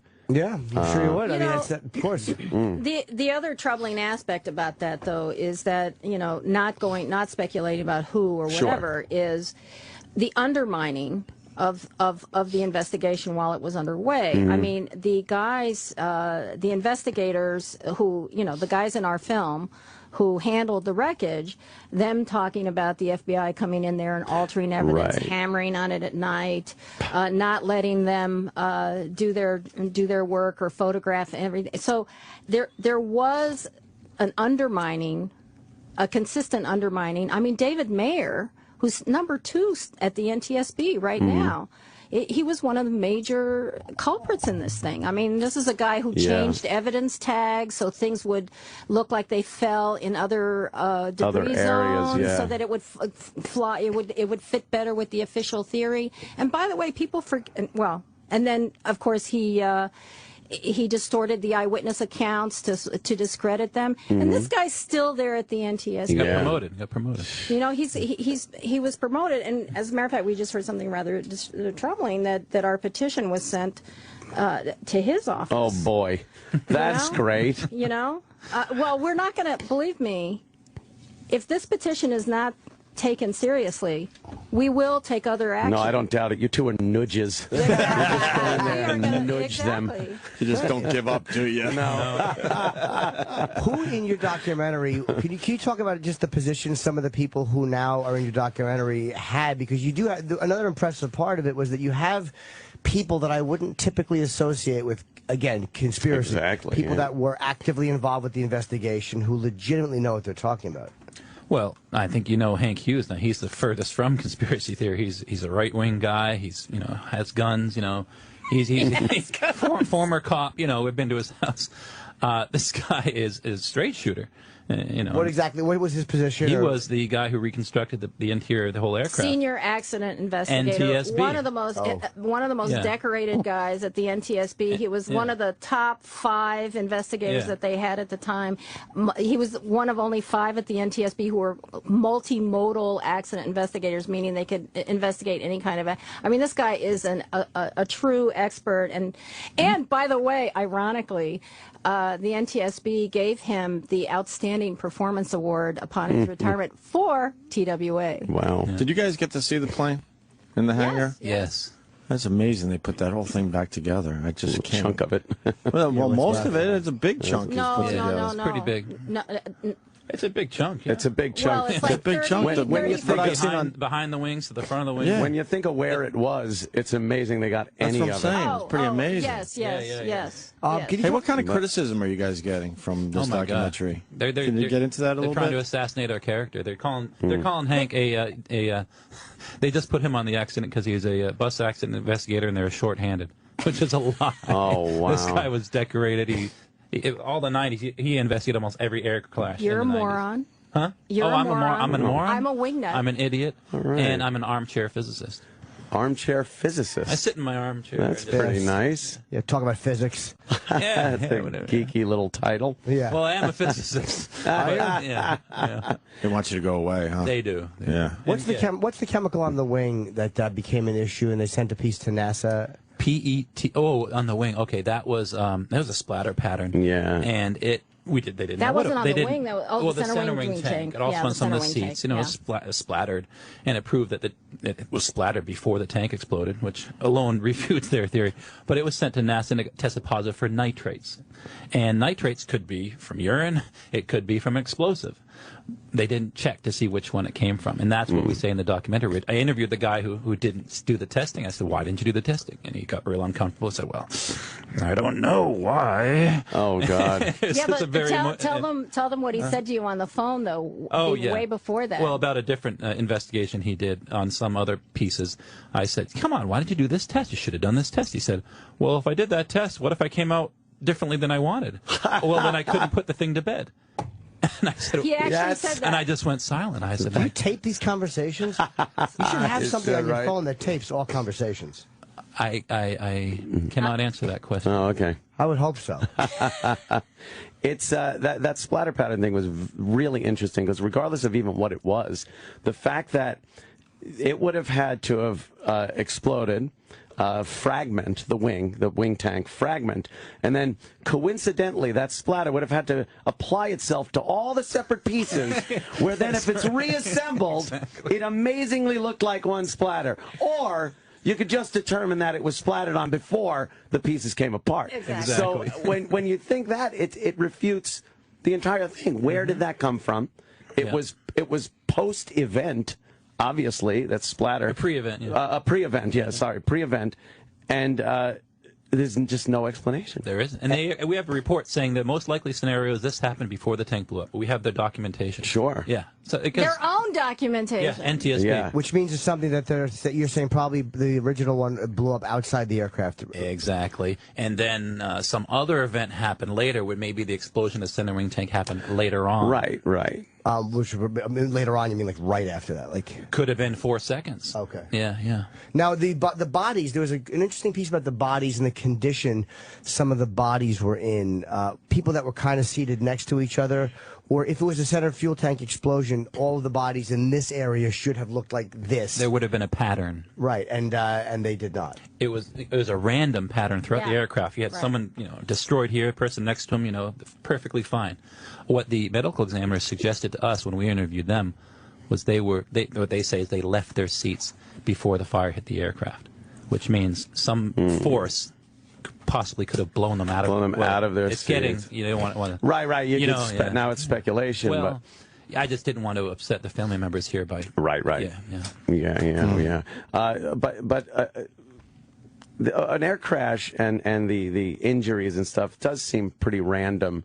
When there is like, wow, I was sitting right there, the person next to me got killed. You need to explain to it. Well, if you have a detonation of a warhead, a significant distance from the aircraft, that itself is a somewhat random event because you never know how those explosives are going to detonate with the air and everything. So you can have forces come up, jets of hot gases in different directions and hitting over here, and then another jet hitting over here, and that's actually why it creates that's what the evidence shows. Damage. You have to understand, if you were to go with the NTSB's center wing fuel tank, that's a deflagration. That's a little comparatively speaking, a small explosion that goes like this. Yeah. She made like a mushroom cloud almost. It's like a slow burn too. It's not. And they admit that a low velocity explosion. Yeah, low velocity. Right. So you would expect to see the people who are near that area to be, you know, burned and whatever. And then it But gets less and less as it goes back. As it goes Exactly. back, Yes. right? Okay. that was not the pattern. It wasn't. It was random Throughout as the opposed to aircraft. that pattern. Okay. Left to right, front to back, random. Yeah. Which Yeah. meant it was something that didn't explode evenly in the middle. Yeah, probably nothing that exploded on, not a contact fuse missile, not a bomb on the aircraft, not a center wing tank, but a different type of missile that are designed to explode at distance from the aircraft. Yeah, yeah. So it has a better chance of hitting it. You know, you explode here and you can hit a target if you're off the course a bit. Yeah, yeah. It just throws Yeah, a bunch of yeah. garbage. What a up there. horrifying death for those people. Because they Jesus, knew. I can't even imagine. The people Oh, yeah. who lived through the initial explosion. Right. And now, didn't they list? This always drove me crazy. Didn't they list drowning as the cause of death for some of For those? one. For one. Oh, was it only one person? Oh, I thought it was all of them. And who survives the impact and then drowns? It doesn't make sense that you They fall don't there. think that the person was conscious, yeah. Yeah. Like you're unconscious, but you're alive. Right. Technically, you're Oh, alive. maybe you take one or two breaths. Yeah, but you're not yeah. going to be able to fight for your life. But only one, yeah. Oh, see, I didn't know that. I thought it was all of them. Okay. Oh yeah, there were some really very, very strange things that happened. There was this. We didn't put this in the film. It's called interbody implosion. But these two bodies came in within 2 weeks apart, and they both tested for the same DNA. As if they were twins, but they As weren't. if they were twins, but they weren't. It was two separate people, and for some reason, the force of the explosion in their area was so strong that literally their flesh kind of fused together. Holy shit. They'd never even seen this before. I mean, we have the video of the DNA guy talking about it, and he said it was very strange. What's the most evidence there is that there was some type of exercise going on? Like, what do they say? It's just circumstantial evidence. We have the CIA documents saying, you know, hey, let's get this information from the military because of the exercise that we heard was going on at the time. So that's from the CIA. So that's they say there was something going on at the time. I got documents from the Air Force saying that there was they sent down some jets that day to that area. But again, this is all circumstantial. We don't have any evidence that they launched a missile. The FBI says that they interviewed the Navy. No missiles were missing. So we have no evidence to prove that, yes, this was a friendly fire accident. So until we do, we can't say that we believe that. You know? Exactly, yeah. I almost think a friendly fire accident they would admit. I think it was something a bit more devious because I don't see why they wouldn't just own up to it. Like, hey, we screwed up. I mean, maybe. Man, that's tough to. That is a bad one. Maybe. I don't know. You're talking about a lot of people's reputations. Yeah, well, they didn't want to put themselves out there like that. Careers, right? Well, the other thing, too, is, you know, flying missiles off a very heavily populated littoral area. Who authorized? Yeah, who would authorize would that? Create, I mean, for the flying public, that would create quite a high pucker factor if there was a deep awareness of this. Not like there's a lot of airports, major airports in this area. Oh, no, there are. Oh, literal Jimmy. Do you guys got questions on other events that happened? Like other things that make you suspicious? There are, but nothing you've heard of. I mean, the whole 9/11 thing, I'm with you. Yeah. I hated that loose change. Oh, thing. you know, we should ask hated you that. Okay, you answer that question. Hated that loose What do you change. think happened on 9/11? Exactly what was shown. Exactly what was shown. Some people hate us, and they decided to do this. Now, there are a lot of people that might be listening that go, oh, I can't believe they. I think that I've had arguments with people I respect a great deal. Right, about this, yeah, absolutely. Well, whatever, but you know, I think you can only take one of these big stories at a time, right? You know, look at us. I mean, we were much younger when we started. When did you start this? Well, I mean, I was assigned at CBS. I was assigned, you know. She was an Emmy award-winning producer of cover, CBS News. Yeah. You know, well, they haven't taken it away. What's that? She was. But how many years have you been working on this documentary? 2.5. Yeah, it took us 2.5 years to do the doc. Wow. I got started in 1997 when I saw that CIA animation. I said, what the heck is What is that? It took 15 years to get here, though. Wow. You know. Is there a piece of? I'm sorry to interrupt. Is there a piece that you're right now fighting for in court? Is there a set of documents right now that you really want that have been particularly hard to get? Because I'm always amazed they don't just throw the documents out. like why would you save that? So like why not just put it in a paper shredder? But they for some reason Are they you do. giving them ideas? Yeah, right. It's amazing. You gotta to assume me. they do shred stuff. Those videos disappeared for sure. Yeah. But there are some documents they keep, and I'm suspicious that the guy that shot that just doesn't have a video or wasn't willing to come forward more. I know. You said you talked to him, and he was kind of like spoke to his wife at her work. That's the only number I got. And she said, "Why are you calling me?" She got upset. They just don't want to deal with this at all. Yeah, he wouldn't send you a copy? I would not be surprised if the FBI intimidated them, just like they intimidated the eyewitnesses. Well, let's not speculate about that. But what do you mean? You think it really happened? Well, I wouldn't be surprised. Because they intimidated our investigators. They intimidated the eyewitnesses. How do they intimidate? Because there's always this thing where just. Didn't you see? No. But I'm saying to explain to the audience because they don't. Sure. It's not like the FBI has a meeting. It says, okay, we have to intimidate the lady in 15B. Like there's never that discussion, so it's hard to prove because it's this thing that. So how would you say that they? Well, why they intimidated, I don't know, but we know that they did. But how? Do the black vans show up and they throw you in? And no, this woman. That one woman was trying to get citizenship. This woman was trying to get her citizenship, and they knew that before they interviewed her. At the end of the interview, they said, "Hey, you're trying to become a citizen, aren't you?" She said, "Yes, I'm waiting to be called." Very innocent lady. So, well, if you want to become a citizen, you might want to keep quiet about what you saw. That's what they said to her. And for that, it's like you're going to be like, I guess I better keep quiet. And it worked, and she never spoke. Yeah, this was the first time that she had come forward. Yeah, she never spoke. She's now a citizen? Yeah. Yes. So she was able to... Yeah. And other people were like, one of the guy was berated. He's like, you saw nothing. You saw nothing. And he's just sitting there. And he says that... I saw nothing. But he says that in our documentary. Mind control. Yeah. Mind control. Did it have anything to do with the HARP system? I'm a fighter, an ex-governor, a Navy SEAL. I believe it was UFOs that took down Flight 800, and I'll prove it with my team. This horrible team of ex-wrestlers. Jesus. Jesse's the worst. You could have a second career. Well, that's the first career. That's pretty much it. What you see is what you get. Yeah, this is it. I really all the bells and whistles. Thoroughly enjoyed it. And I think anybody going into watching this documentary with any skepticism is really going to have a lot to think about. And like what you were saying, the fact that what you guys present in the documentary is amazing, but it also opens up so many doors where once you're done with watching the movie, I got right on the computer and I just start clicking away, trying to find other things. It opens up a lot of questions, and you do your own little investigations, use your own common sense even, and you really do come to some frightening conclusions. The New York Times made a comment in their review yesterday that raises a troubling question, and I thought it was very interesting that this guy mentioned it.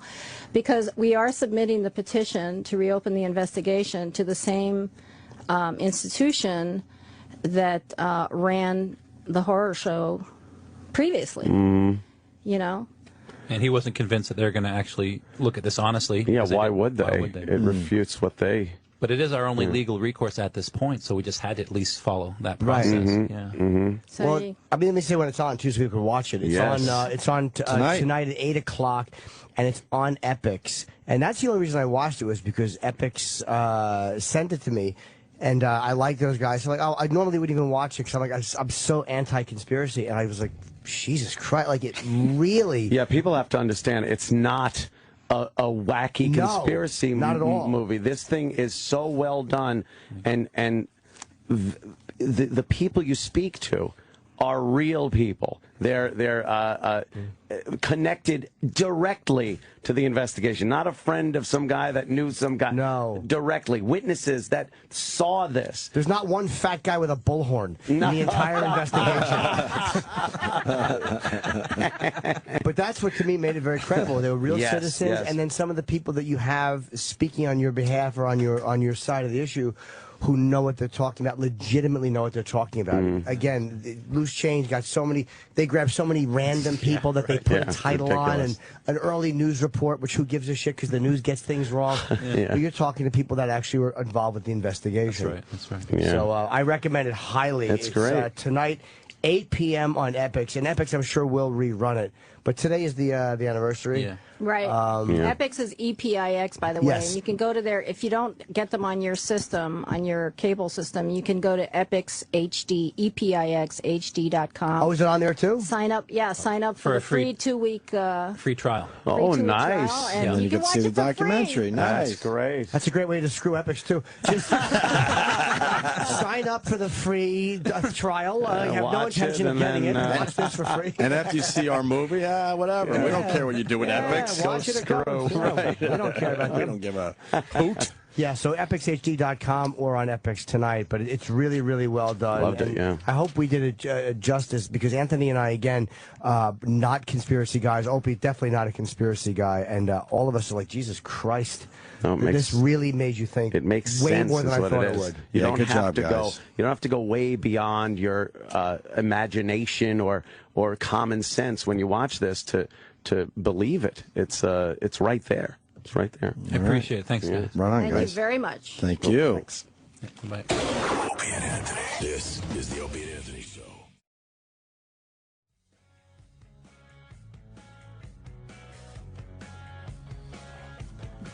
Moving right along. How was the All-Star game last night? I didn't watch. I didn't either. I just find it dull. There were a couple of I just don't like exciting baseball. parts, but I don't like baseball anymore. no.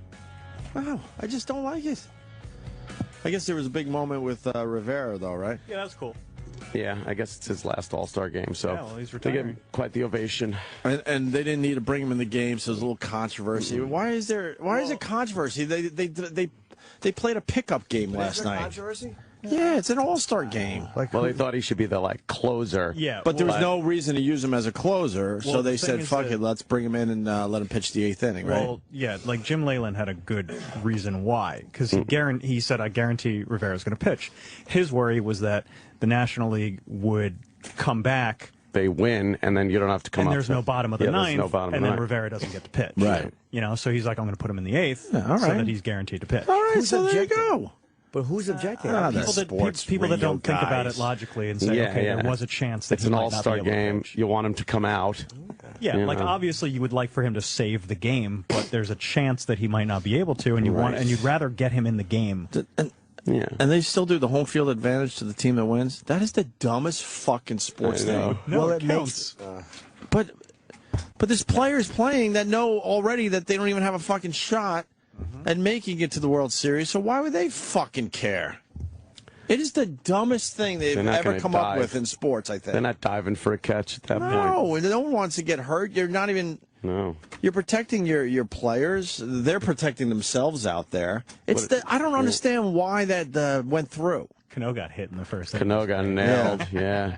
Why did they do that? Should have rushed the mound. He should have. A big brawl where like only your teammates come out of the dugout. Everyone else is just sitting there. I don't know. I don't care. It's just Cano and Mariano. Yeah, that's it. What the fuck? Matt Harvey and David. You can't Wright. have a bench clear at the All-Star game because no one gives a shit about you. But why did they do that? They said to make the All-Star game more interesting. yeah.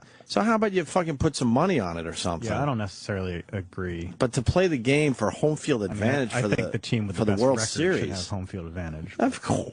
Yes. It's the stupidest thing they ever came They up want to with. make it count. Anyway, Good game. that wasn't the big news at the All-Star game, Rivera. No, it was the 5 Orioles that were. No, that wasn't it either, Travis. It was the Orioles.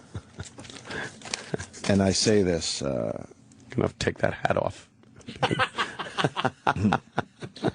We had a dope that ran on the field last night. I like this dope. Yeah? So I don't want to confuse the audience. I'm calling him a dope. They but I called like him a this dope. jerk. A jerk. Yeah, they're calling him the City Tweet Jerk. What a jerk. I like this jerk. You like this jerk? I like this jerk a lot. We're watching the video. Where is it, on Deadspin? We'll put it on our Facebook page. Oh, it was here. Back that shit up. Let's But the see. story behind the guy running on the field is terrific. It's absolutely terrific. There he is. Look at him. Ooh, wham! Slammed. What's great about it is that he stops running and he puts his hands up like I'm not gonna run away from you guys. Body slammed. And he still gets body slammed. They have to make an example. They just don't want people doing this. Dude, in the old days, he'd have been shaking those guys' hand. They'd have put their arm around him. They'd walk off the field, and he'd have been waving. Right. Now it's like he fucking like he had a bazooka with him. Yeah, now he gets speared like Goldberg. He got fucking. That guy picked him up and threw him down.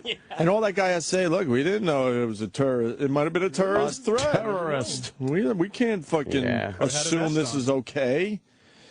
Anyway, city tweet jerk runs on field. His name is Dylan Masoni, it looks like. He's under arrest. He's probably in jail somewhere. But how this came about is just terrific. He loves Twitter.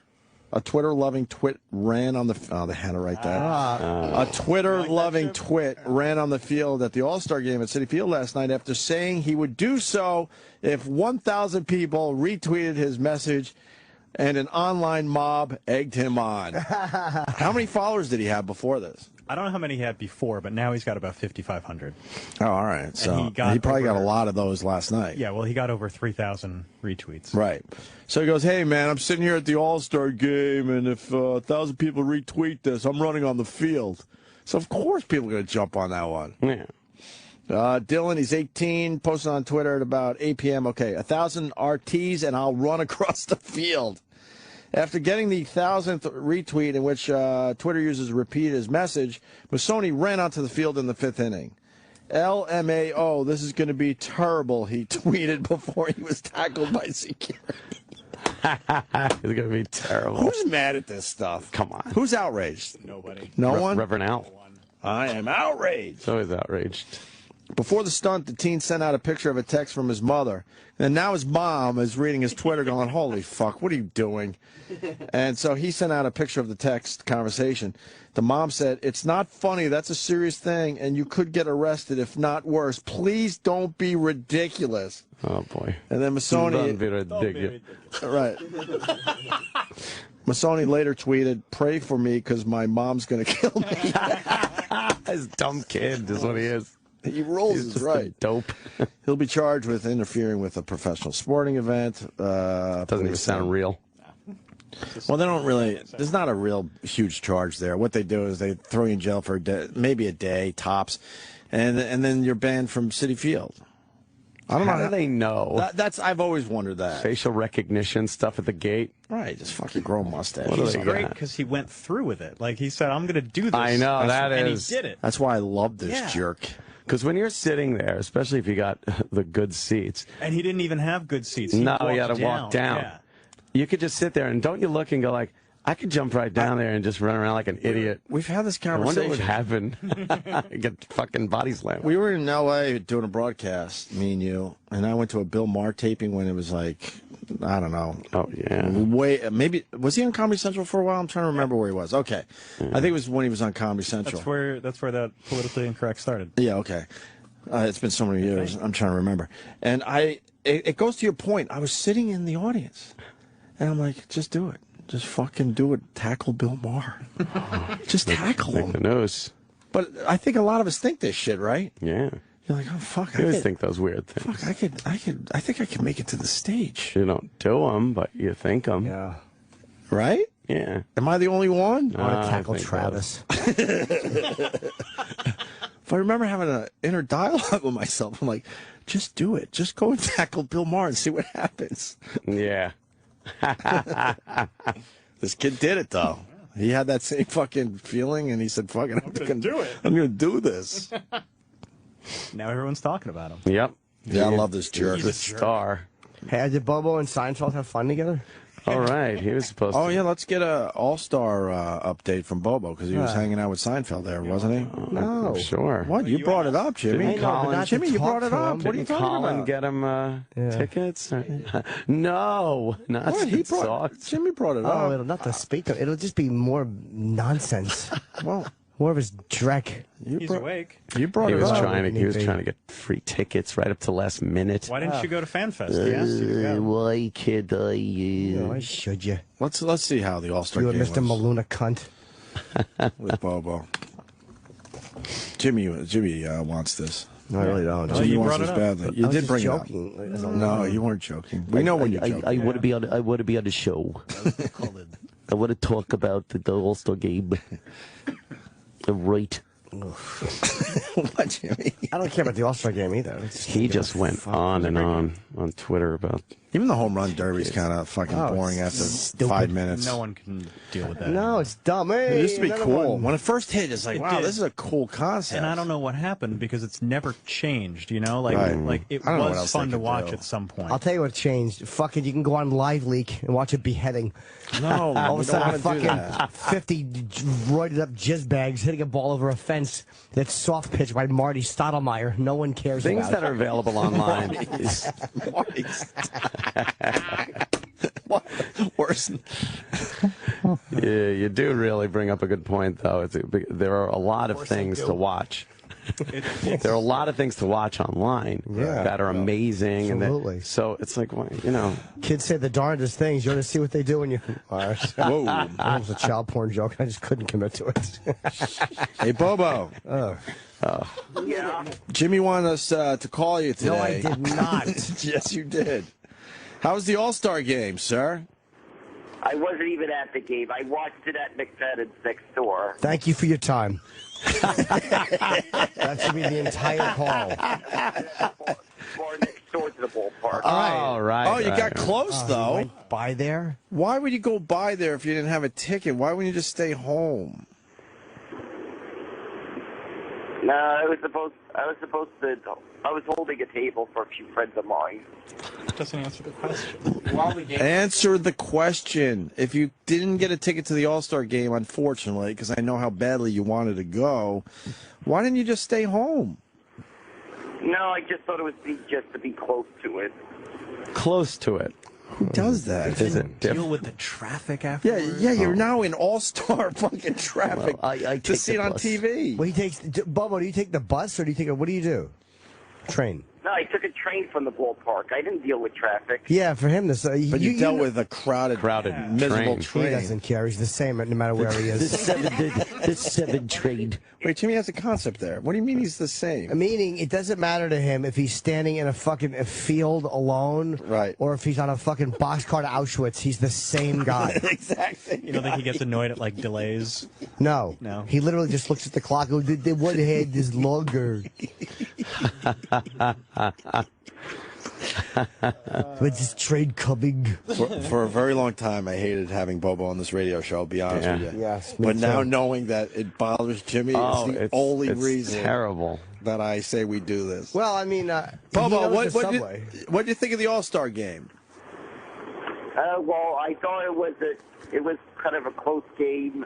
Unfortunately, I think that the National League should have scored a few more runs. How about some runs? hold on a second. Worst fucking analysis ever.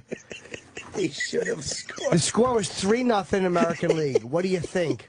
Well, I think the National League should have scored a few more runs. That's perfect logic. Yeah. It was a close game, and I did figure out that He's the only guy that takes the actual game seriously. No one takes the All-Star game seriously. No, it's You're looking at stinks. this like it's a really important game for the pennant race. well, I am a fan of baseball. That's true. We understand that. Now, You guys are forgetting that. Well, did you do you like the home run derby? Yeah, I always think it's a neat contest. oh, A neat contest. Yeah. Neat. It's neat. Well, It's yeah, swell. I enjoyed the home run derby. Bobo, who won the home run derby? I beat some guy named Saget. I don't know how to pronounce the guy's name. What's his name? Balloonigans. What kind of dog do you have? How many times do I answer this? Or you know I have a Strudel. I never asked you that. I didn't even hear your answer.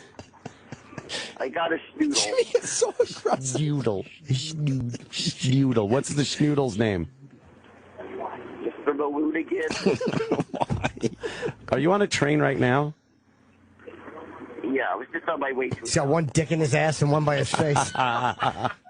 Where are you going? Doctor's appointment. What's wrong? What's wrong with you, Bobo? Nothing, just allergies.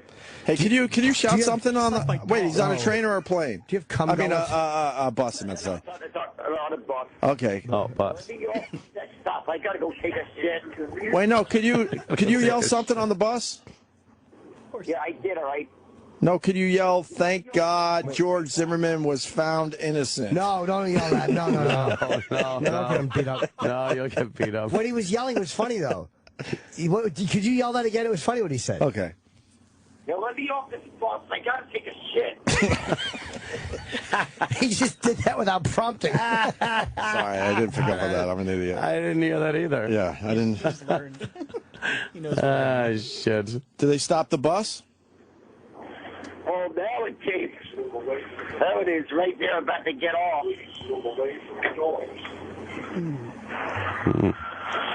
He's Mr. Public Transportation. Yeah, he knows this He shit. knows all the fucking things. It's like all the connections and. You take the 7 to the. What? It's like On the Bus with My Sister. What was that movie? Oh, yeah. Rosie. Yes, All exactly. right, Bobo, another terrific phone call Thank to the you. radio Yeah. show. Anything Good else? one. All right. You good? That's all I gotta say right now. I gotta go ahead inside to the doctor's office. Don't act like you're wrapping up the call. You faker. We are wrapping up the call. Well, we got to ask what doctor. What doctor is it today? Allergist. Oh, you said the allergist? What are you allergic to? I think it's just a little, just seasonal stuff and something else. Seasonal allergies. Seasonal allergies. Yeah, but what are you Seasonal allergic allergies. to? What does he do for you? The pollen. That's the medicine, the nasal spray I use. Oh, what do you use? Do you use Nasonex? Flonase. Oh, Flonex. Flonex for my allergies. Oh, my good. seasonal allergies. I hope they replace his Flonase with a fucking pistol. Try this. Yeah. But you don't know what you're allergic to? It's just seasonal allergy, so that's what, a little pollen? I'm allergic to dust. You're probably allergic to Mr. Maloonigan's. Dust is not actually, seasonal. I'm not. Why is it a hypoallergenic dog? Yes, I said that. You said that too? How is he smarter today? I don't know. That's He is a little creepy. smarter. A little more alert than usual. What? And then Rosie also doesn't shed really so much. You're allergic to dogs, I guarantee it. I got allergies, which means dogs and cats, that's it. You can't fucking be around them. He always Some dogs that shed hair, I'm kind of allergic to. It's fur. Yeah, of course. It's fur. It's called an allergy. Right. Yeah. I That's what don't like everyone's the pet dander. Pet dander. Right. All right. Some of the pet dander. All right, Bobo, we're going to let you go. Terrific update on the Great All-Star. appearance, Oh, did you see Bobo. the guy run on the field? Oh, yeah, he left. He fucking hung up on us. cool. I'm leaving. I'm Hopefully wrapping he had this enough call of up. He wrapped it up himself. Exactly. Don't act like you're fucking bailing to run into an appointment. Very busy man, the Bobo. Yeah, what do you think he is? Me and Travis were talking about the new Pearl Jam song. Now, I know a bunch of people in this room do not like Pearl Jam. It's not that I don't like Pearl Jam. I just don't. You don't really care. like them. I don't care about. Oh, you don't have an them. opinion either way? No, I won't. There's a couple of songs I'll lunge for the radio to turn it off. Like which ones? But for the most part, I won't. That stupid fucking. You don't like Last Kiss? That one. You like that? And then there's the other one. It's a good cover. A lot of people. It's all right. Then there's another one. Call me daughter. Oh, I love daughter. I hate it. Really? Hate it. Can we hear it? And then that one. You have to be a little more specific. Wait, which one? Old We'll woman get in it. a fucking. Oh, elderly woman behind the counter in a small town. My favorite Pearl Jam song of all time. Oh, God. It just sounds I seem to recognize your Hate it. I There's like only one song Even that Flow. I could live without. What's that? Just Breathe. I like Just Breathe. He loves that song. And I he love plays that it every song. time, and I'm just so sick of it. I like Yeah, it happens. Jeremy and Even Flow and. Give me Just Breathe for a second. Glorified G and. Glorified G is a great Glorified G is a song. great song. What's the matter I with said you? I like those. Oh, okay, Oh, wait, which I ones do you don't know like? Glorified G. Even Flow. And Do you like Black? Jeremy And how could you ask him that? Should we read his Twitter? Yeah, you know. You don't like this, huh? I'm just. Sounds like a Carly Simon song. It's mellow. It was a very good song when I first heard it, but like it is possible. Is this one of his solo songs that he just kind of brought to the band? Because I don't know if it was because this doesn't sound like a intended Pearl to, Jam but this song, was, really. This was on Backstage. Every life must end. I've never heard this. It was good, but I think he's really in love with it because he plays it every. What is this off? This is off Backstage. Oh, I'm a lucky man. When did that come out? 2009, I want to say. What else is on that album?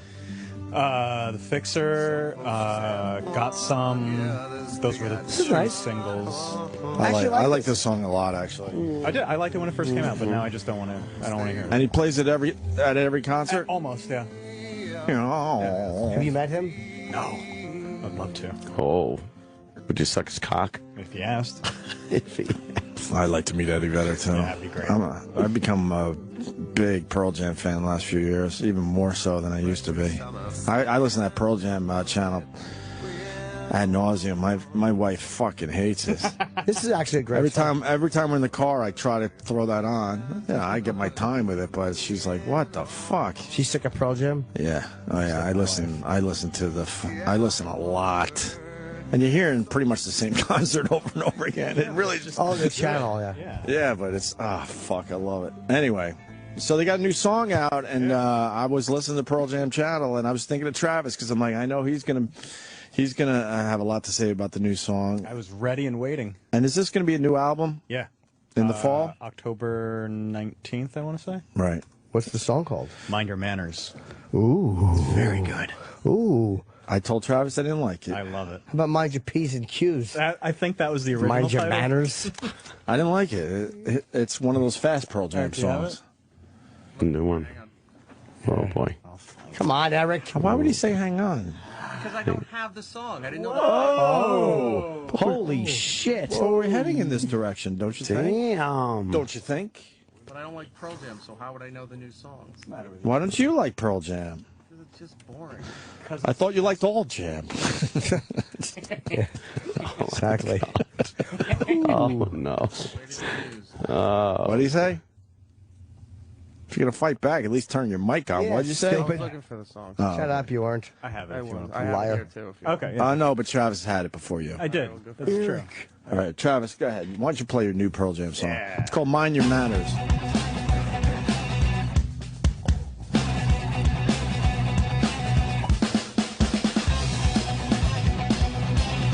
Be open-minded, Ant.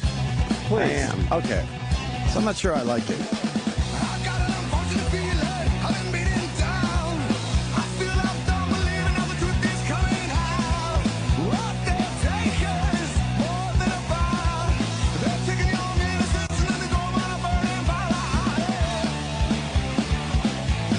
I like this. Yeah, I like it. It's good.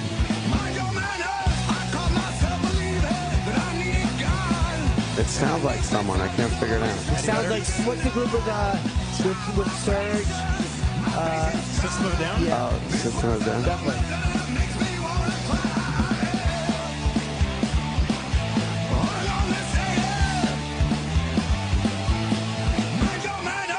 No, Queen of the Stone Age. So. Yeah. I don't like the chorus of Denver Mind Your Pest. Manners, but I like the song. Yes. You like it, huh? It's not bad. Is he spelling it M-A-N-O-R-S? Like a man who owns a lot of houses? His neighbors, he's very upset with them when they don't mow the lawn and stuff. Mind your manners. No, it's not bad. No, this is good. I didn't really like it the first time I heard it. I told Travis it's going to be one of those songs it'll probably grow on me. Yeah, that's right. I actually like that. Very good. I heard a little Scott Cornell in there. Did anyone else? Huh? Vocally, a little bit? Is Chris? he Chris's brother? Huh? Yeah, who's Scott Cornell? Oh, Chris Cornell, Jesus. We don't know him. Oh, Scotty Cornell. Yeah, idiot. Pete Vedder's doing a pretty good. Fucking idiot. I like that because it's not Fucking typical. idiot. It's not typical Pearl Jam. It doesn't sound typical to me. Pete Vedder. Yeah, Pete Vedder. Oh Yeah, Christ! I like Pearl Bailey Jam.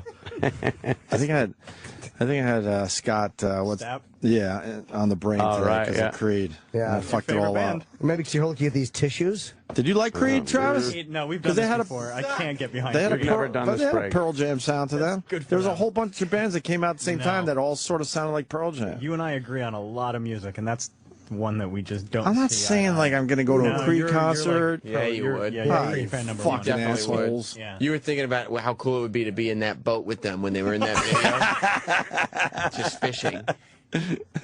Yeah. Like if Roland pitched Scott Stapp, you'd be like, oh yeah. You would take him. I wouldn't. You'd be like, will he perform? Well, I would do that. I'd do that in a second. If he came in here and sang a song, I'd be all in. Yeah. Only if we could throw eggs at him while he did it. Wow. He might go for that. Yeah, He needs the attention. but as long as I could do it. Fuck, you throw deviled eggs. So, We're just on a nice little roll. Fuck, I was laughing. That was a good one because he's like a Christian guy. It is good then. Fuck yeah. Have some red deviled egg, cocksucker. It's just mean He's and so angry. I And know. it just doesn't even. stupid. He's a jerk. Chip's a jerk. He's a really dumb guy, too. Yeah, he's stupid.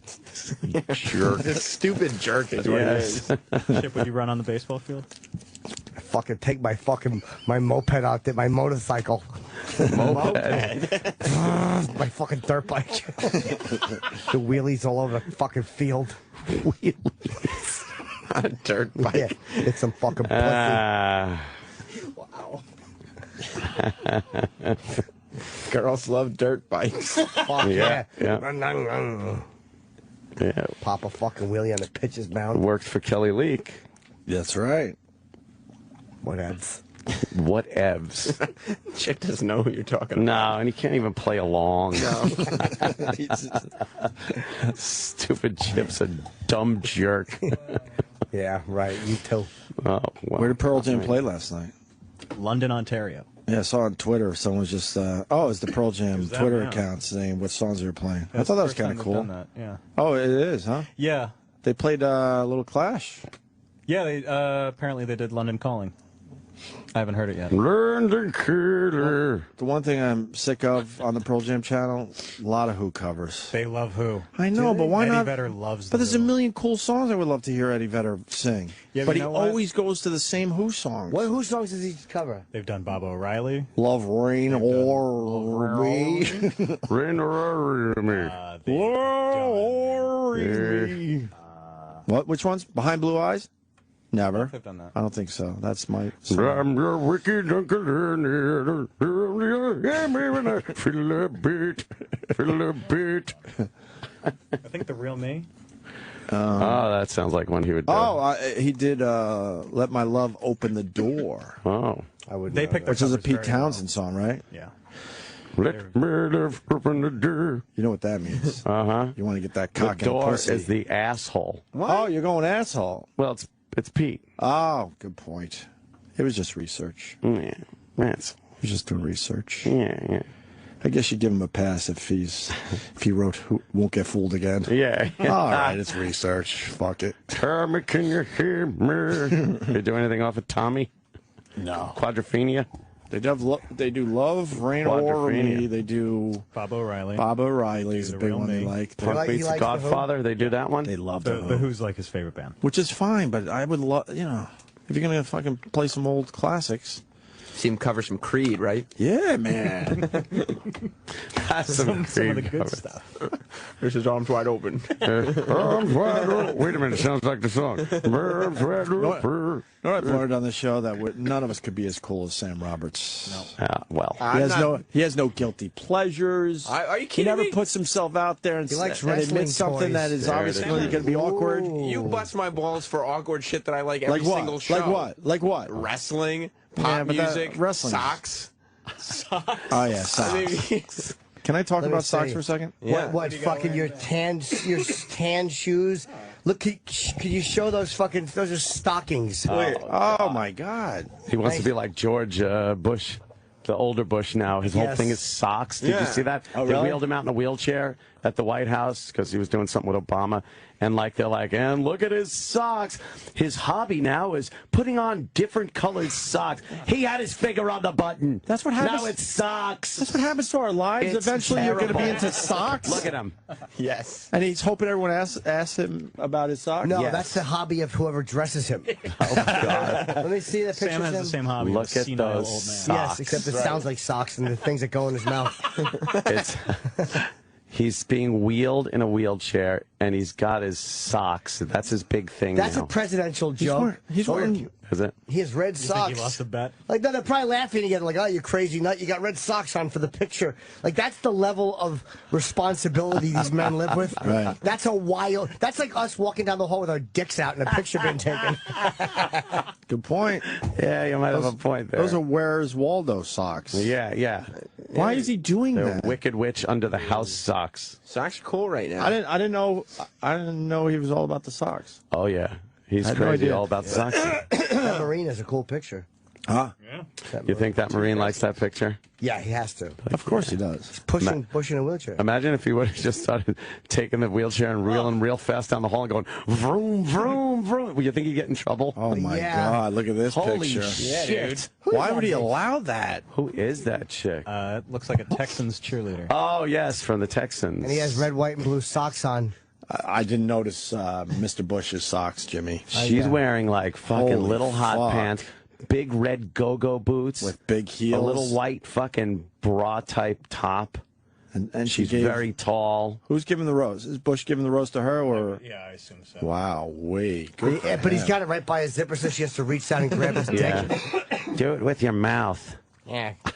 Yeah, grab it out of my zipper. Now he talks like this too. He's like, and I'm here today. We're getting together with. Yeah. He's an That old man. sucks. How old is he? Oh, Oh my Wow. God. owe me a kiss. Oh, What? He's actually We just used to say 642 jinx. years old. 91, I think. There, look at his little He's not socks. 91, is he? There's buckles on that one. That's It looks like his socks are buckles, and that one it's red, white, and blue stripes, and then those ones are pink with little. What are they? I wonder if he never goes and if he never wears the same socks twice because of the photo ops. Ah, you know what? I don't I know. want to do that. Has he worn the gold toes yet? Oh, the poor I don't think bastard. he's there. Why won't he wear the gold toes? He's 89. I could see him in his office like Mr. Pitt, fucking going through the socks. No, these won't do. Yeah, waiting for Mrs. Jolie. Oh. Jesus. He's trying to have Seinfeld references. He drives around in a golf cart with fucking wacky socks. With Superman socks He's got on. Superman Yeah. socks there. That's so badass. Funny. And they all go like, oh, George, what socks do you have on today? I think everybody gets them for him Treat as him, he gifts. was the pinnacle of the free But world. then he just says something Leader. ridiculous. The Jews are poisoning children. And he drives away. I had no idea he was into socks. Oh, yeah. How long has this been going on? 2 years now? 2 days. Couple, I guess a couple of years. Yeah, Probably since he was in a wheelchair.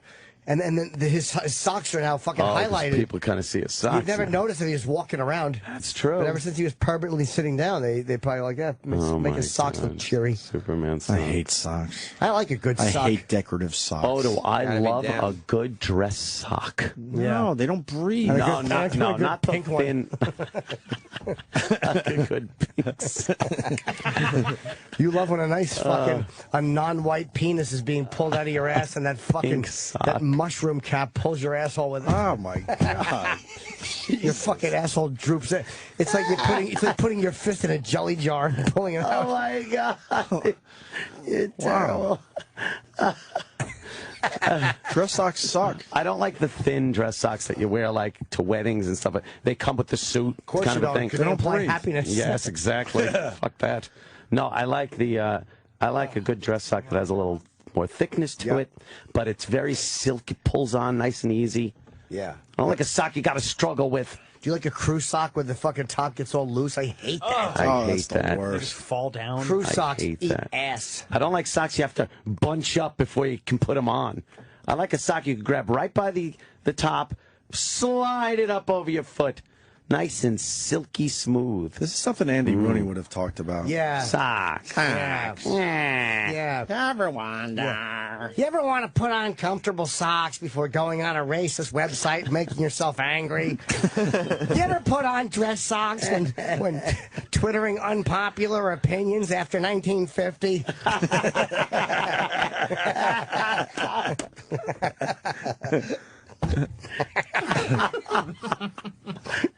Hey, I do. The gold toe people tweeted me. Did they? Yeah, because I like gold toe. I think I got gold toes on right now. Well, I like gold toes. I said it on the show so that their Twitter account, like, they tweet me and they go, "Hey, I hear you're a big fan of our socks." And I'm like, well, fuck you with the tweet. How about you send me some? Maybe they would. Well, they better. That's a good sock right there. No, that looks like it doesn't breathe. No, Yeah. Yeah, and like you had to pull What it kind up. of girl wears dark socks with sneakers? You fucking Japanese tourist? You're supposed to You're supposed to wear white socks with sneakers. No, I don't like wearing white socks. You don't wear white socks? Ankle socks. I wear white socks occasionally. Every when people day. are gonna see I even them. wear it with fucking suits. Yeah, no, you can't do that, you bowler. I mean, Why? I just make sure, I don't sit down a lot. No one's going to see my it's socks comfortable. today. I always and look at I'd your socks. rather have them like this. This looks perfect. No, man, you don't wear dress socks with No, no, he's sneakers showing and his jeans. cock. And he's right. He has his leg up. This looks perfect. It's funny, it was a noose. A nice white cotton sock you don't wear with jeans and sneakers? What's wrong with you? I wear a good dress sock. I have no. I have short feet, so the back of my sock. Oh, no. I always get like elbow socks. The heel of It's halfway Jimmy's up his sock leg. is up his leg in the middle of his calf. Stop using wrestling terms about my socks. The heel. I got it. Jimmy, what's the matter? You got little short feeties. I certainly do. I have very short feet. Sometimes I take both my feet and put them in one shoe. Save a few dollars. What size foot do you have again? It's probably a 7.5 or an 8, but they're wide. Really wide. Yeah, it's awful. He wears his shoes sideways. It's hard for Jimmy to get shoes. Yeah, or fucking shirts. I have to take the arms in on everything. Little fucking dwarf-armed cunt. I'm a dwarf-armed cunt. You get your T-shirts tailored. I do. I have to get any type of fucking. I have to get a $30 shirt. I have to spend $100 to get the fucking sleeve. Fucking roll up the sleeves, faggot I am. Those fucking assholes are charging way too much for alterations. Yeah, you're but right. Oh, what's that Sydney brought? Ooh, Joy. It's a bagel with peanut butter on it. Oh, great. Thank you, Sydney. The dog runs in after. Bob Saget is walking down the hall. We should break before Bob Saget. Let's Okay. fucking clear the field. Okay. He's going to walk in, and then we're going to be here for another hour just sitting here staring at each other. Bob Saget next. Now let me off this bus. I gotta take a shit. The Opie and Anthony Show.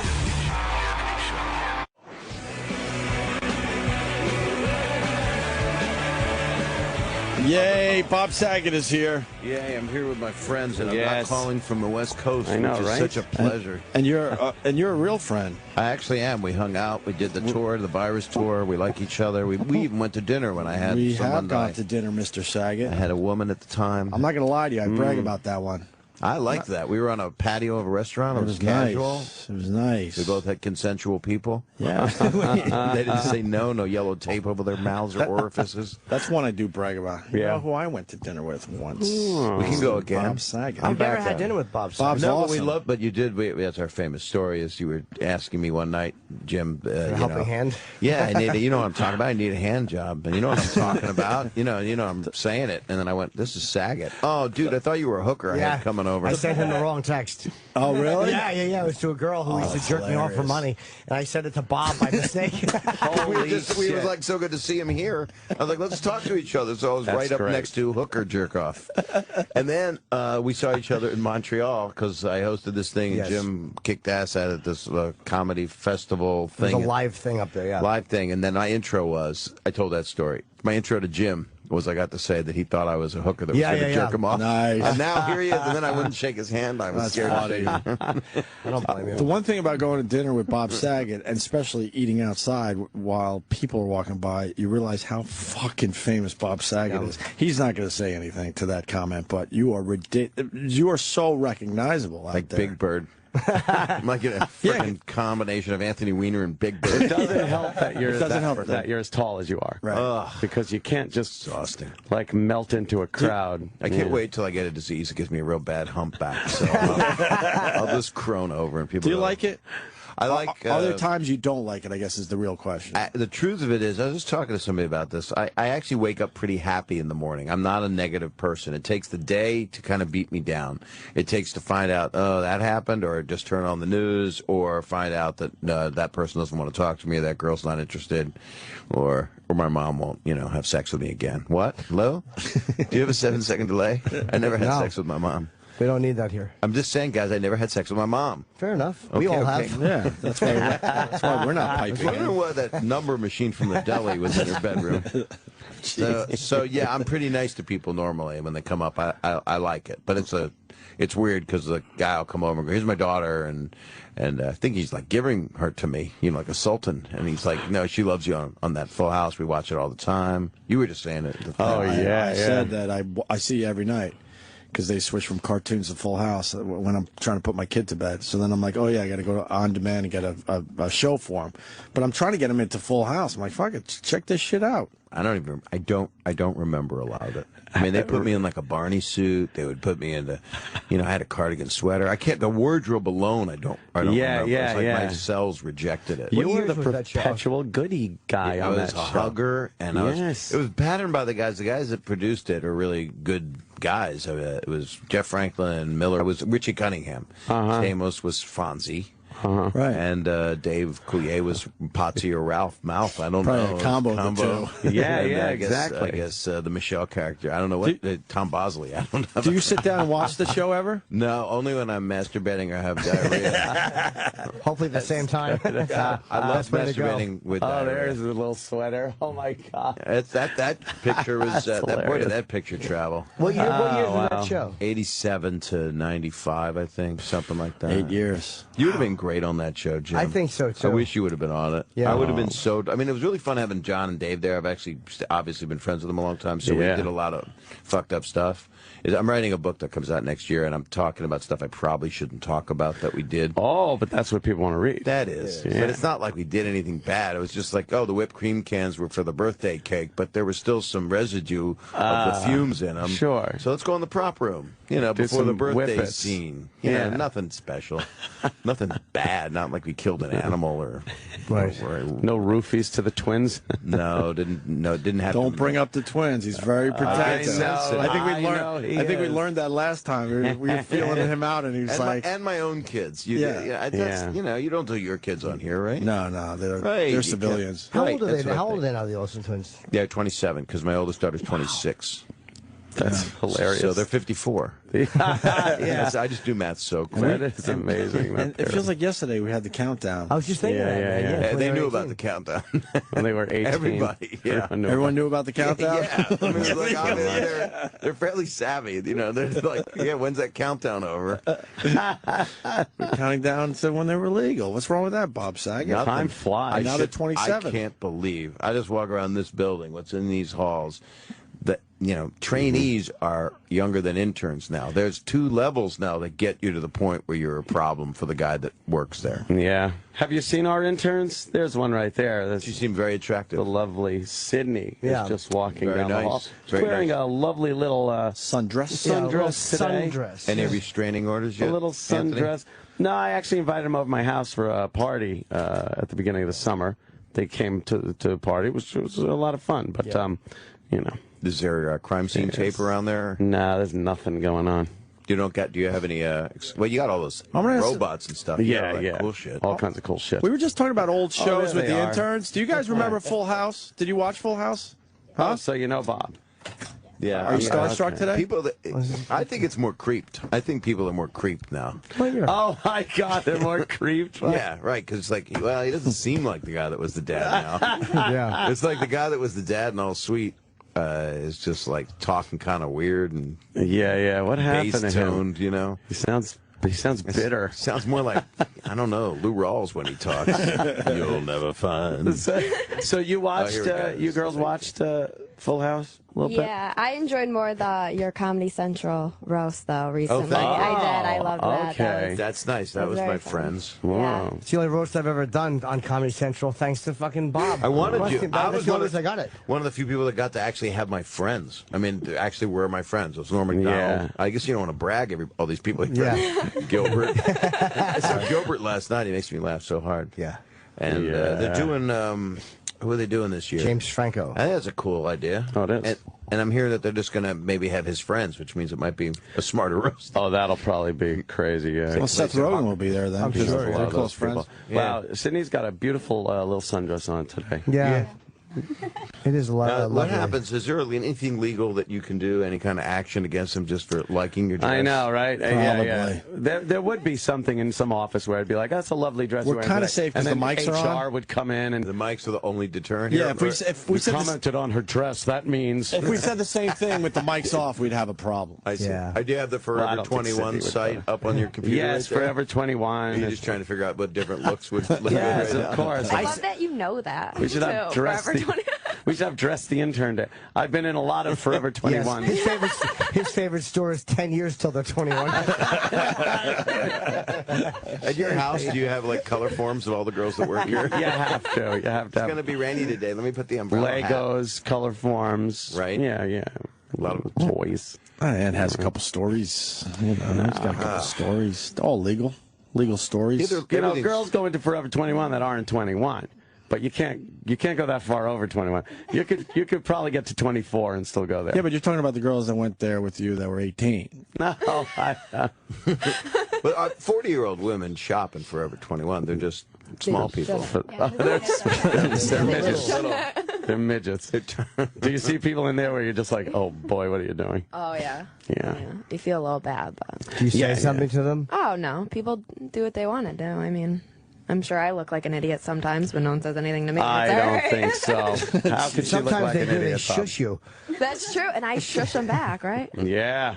That's that guy. attitude. Ugh. That Do you guys attitude. listen to this show all day long? So that every day when they do it, you listen to every single thing that happens? Yeah. So nothing shocks you guys? Not at this really point. anymore. No. No. I think Sydney's probably more shockable than Jackie is. I don't know about that. Yeah, I don't know. No Really? way. Yeah. Really? She's just quiet. She seems more mild-mannered. She's more quiet, but no way. No, nah. Well, what do you know? That I don't know, I can B? read people. What? I've always been able to read people. You're not shocked, right? What's that mean? What does I that go right mean? from the dress, and then maybe the eyes. Are you ever okay. shocked, Sydney? Sorry? Are you shocked by what you hear on the show? No. Yeah. I know. You're Okay. embarrassed if it's directed at you. Like, this question is probably more shocking than anything. Bob, we're she talking walks from Penn Station to here basically in the middle of the night by herself. Isn't this a bad thing to say on the air? Probably is, right? Oh, no, This is the problem. No, she brought it to our attention on the air, and then we kind of, made sure, it's being done You properly. have some GPS device put in yourself. She's got balls, man. All right. Oh, that's what's different about her. Well, to those guys. Yeah, I'd be working at Penn Station too if I had balls and a dress. See, I would think you were the more mild-mannered one. Jackie was a little more wild or something. Which one's Mary Kate? Which one's Ashley? Which one? Let's see. I still can't tell the difference between them, to be quite honest. Yeah. I mean, I've had all their completely different to movies. me. Yeah. Oh, you did their movies. Yeah, like I had every single one of their movies. Yeah, Oh, you from did. when they were So little disturbing to to me. teenagers. But Are they They're really a $1 sweet billion people. empire? I mean, I don't know. Why don't you get a taste of that, Bob? I know you're Bob. well First off. thing, that but- sounds wrong on every level. You can always tell twins apart. You just mark one with a Sharpie. That was always my picture. you just, you today. That's all. But So that's a $1 billion empire. That thing is picked up for. I don't own that show. None of us do. The people that own it are having a very nice time because syndication doesn't exist like that much anymore, and that thing's going to be on for another 6 years. Which means, for me, it's a breeding farm for my future audiences. Yeah, it's just like yeah. a little place where you have you grow salmon or something, or sea monkeys or something, and eventually it'll become life. Did you ever get syndication money from that?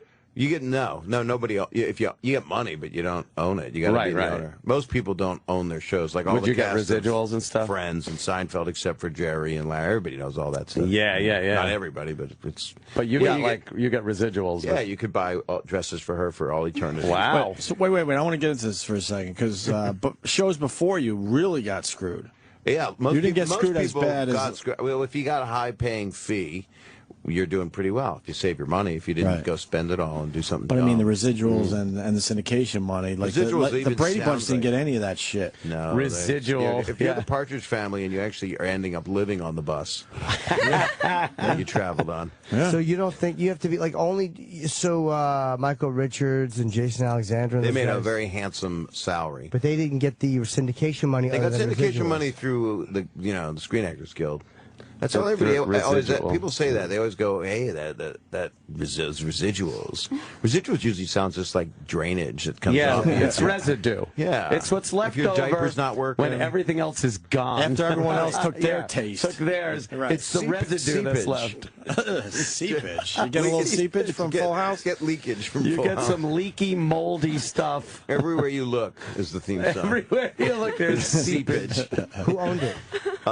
Miller Boyette, Tom Miller and Bob Boyette, and Jeff Franklin. And then, but Warner Brothers. Okay. Wow. Actually, the person that started me up and hired me, I saw the other night, Les Moonves, who runs CBS. Oh, we know Les. And he I've had a few meetings with him over the years. He's a nice man. He's one of the nicer ones that will say no to you. If he doesn't want to do something, he'll just say no. No.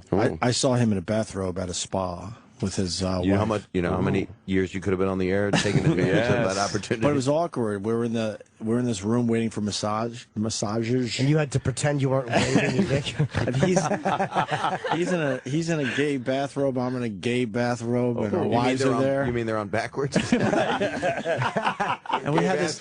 You lace in the back. Now that doesn't make much sense. Someone's has got to be on forwards. Yeah, they're both in the I sauna can't give face you a down. happy ending here. And then we had an awkward conversation. We were doing radio for the guy at the time, and then I see him in the one restaurant you could go to if you go to this particular spa, and he didn't pick up dinner. I'm like, all right, that means he's going to get rid of us. So. Really? He didn't pick up dinner? Nope. I didn't eat with him, but I'm just saying. He was Did you think you should have gotten? You think it would have been like? You should have gotten your spa bill as well. Yes, he's worth a few shekels.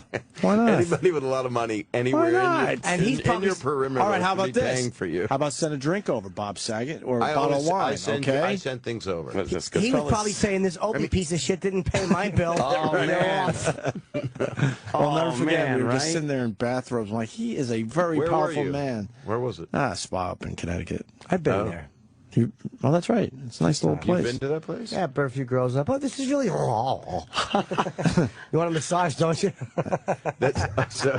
You just grabbed the. Wait a minute. You just grabbed. Do you guys want to stay here for this? It's awkward that they have to hear this. It really is. Let them leave for this. Yeah, I apologize. All right, I apologize. You're 'Cause I like terrific. to talk about this without feeling guilty. The ladies are terrific. Thank you. They bring sunshine into the studio, guys Bob don't, Saget. don't drink and drive. They bring sunshine in. Well, and Did it you bothers force them to Sam. give you head in the spa? That's what I'm asking. The Oh, girls no, left. I was just saying, I go up there with girls, they suck your dick because they're at the place. Like, look, here we are. Yeah, that's right.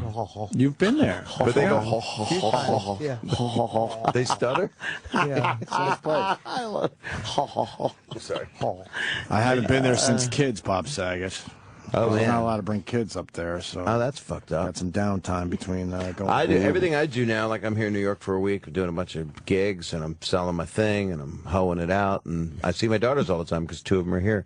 So I can't, and I'm single. I can't be hitting on anybody. You don't have a girlfriend? I do not. Oh. I do not. Had to put her down. Oh, man. But she'll be okay. Cause Was it bad? Was it an No, she's ugly great. breakup or anything? no, actually, Yeah. no. I just stay on the roof from getting some of the equipment you have. Yeah. Get some surveillance stuff. Yeah, why not? How long are you together? 3 years. Oh, wow. 3 years. It was serious for a while too. Yeah, it does happen. You were heading toward, maybe Maybe your life. maybe my life. Damn. You had my life already. I did have it, but what's interesting is when I came in and you showed me pictures. Is it okay if I share something personal? Yeah. Is that okay? Yeah. You showed me on your droid the first picture. I thought I was going to see the pictures of your kids first because I hadn't seen you in a while, and we are friends. We do know each other. Right. And you went right to Jeff Bridges. I did. I was bragging. I want to show you my dude. You know why?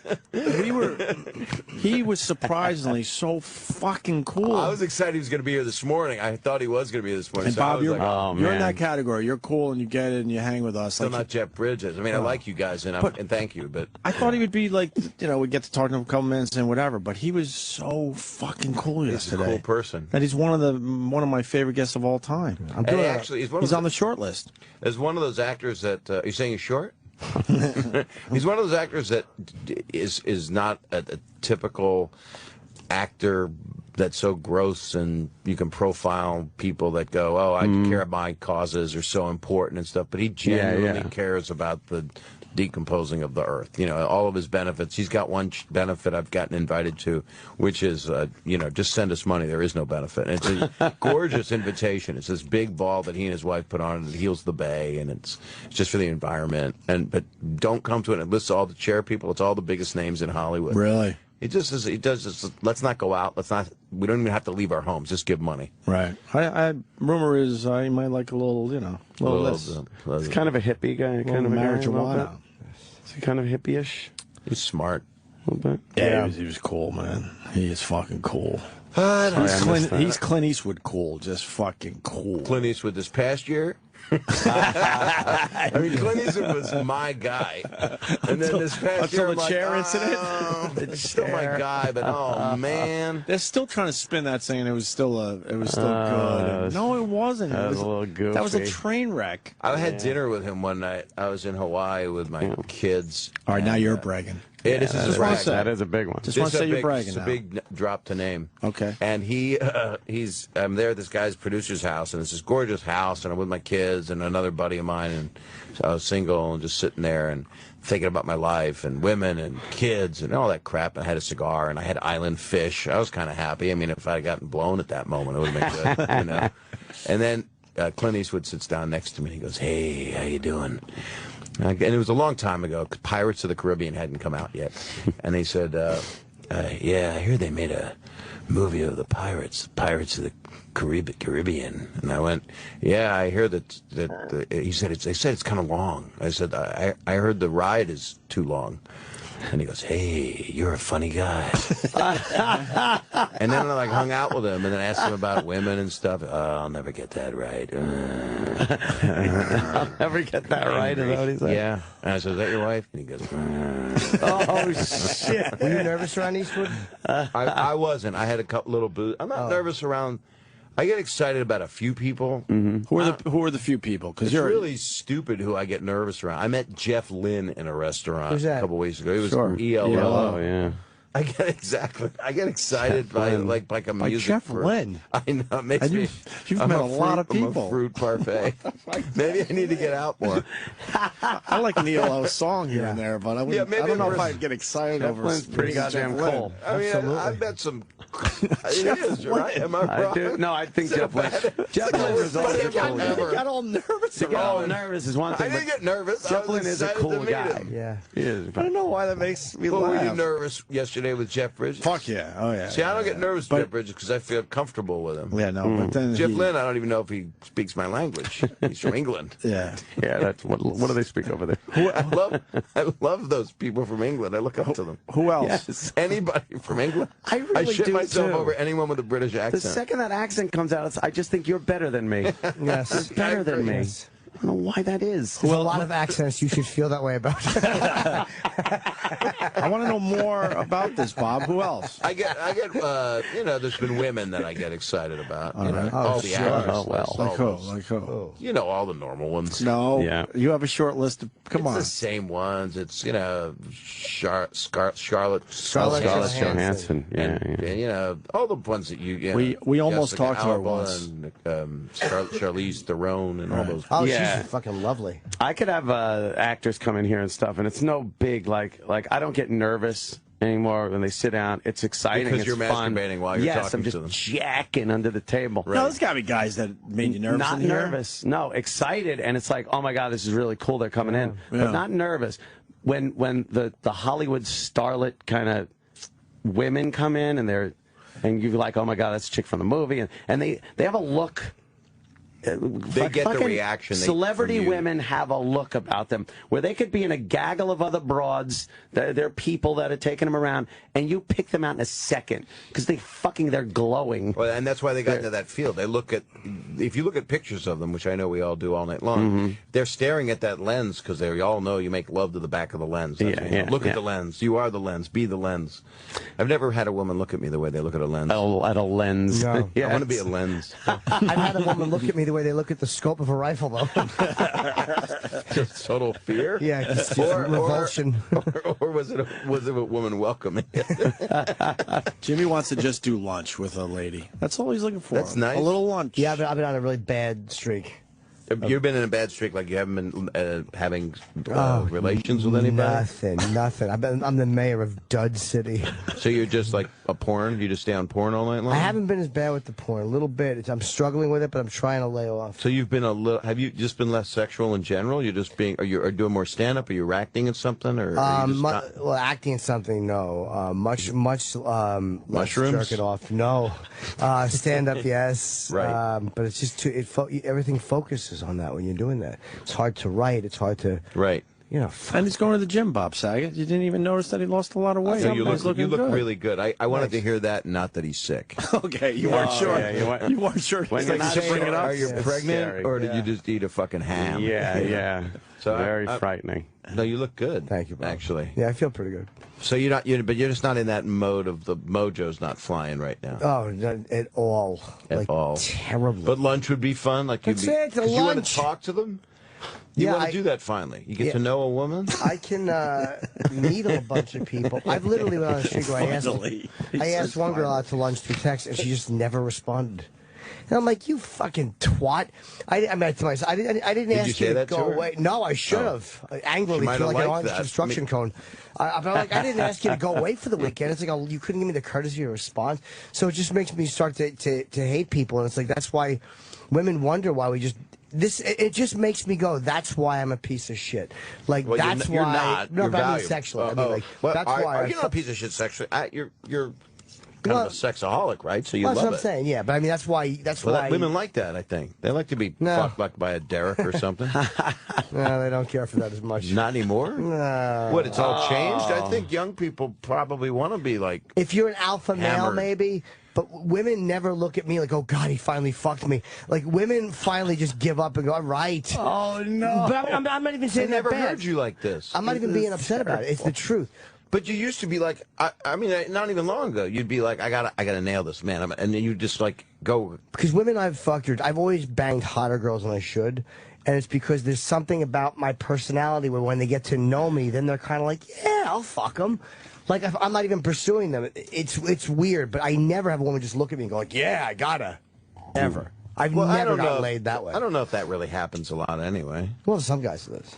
I mean, I could get laid a lot, but I'm scared of people because I don't know how to get rid of them. I don't know what to do. I don't know what I would do. It's just weird. Yeah. When do the relationships end for you? Once they end, I kind of go into a dry spell for a long time. I kind of do nothing. Just alone. Yeah. Alone. I'm working real hard, too. How long are you single? 5 months. Oh, okay. That's a while.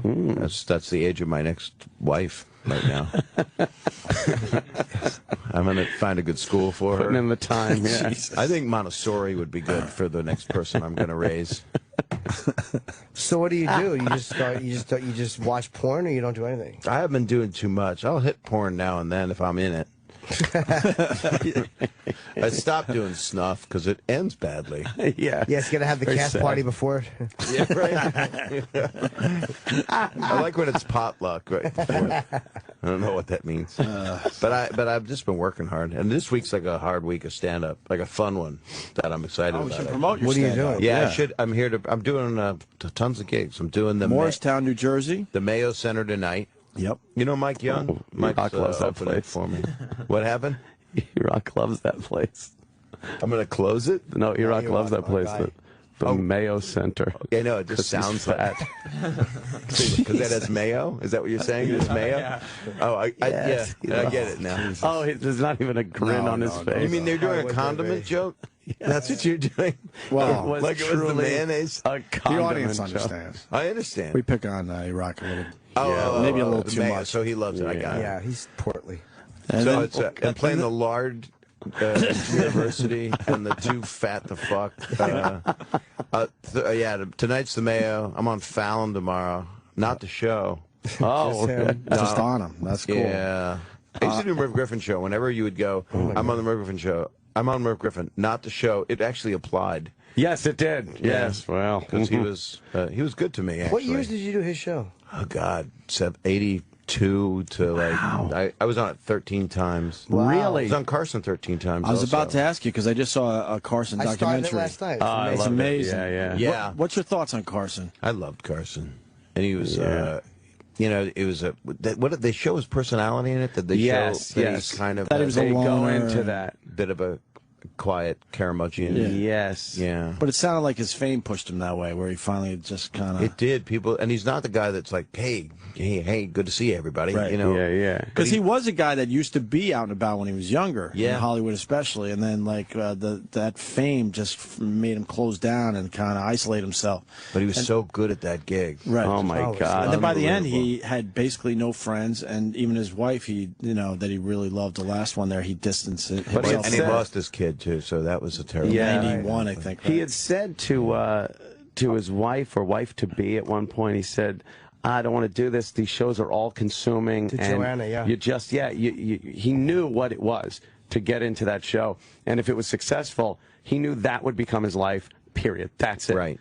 And that's exactly what happened to the guy. And he wanted it. I mean, he loved doing yeah. it. I used to talk to him, and he was really, really kind to me. I mean, I was talking to him. That was someone that I idolized, that I was got over. You talked to him, what, backstage? Or? Yeah, before the show. What and, kind of conversations did you have? Really interesting stuff.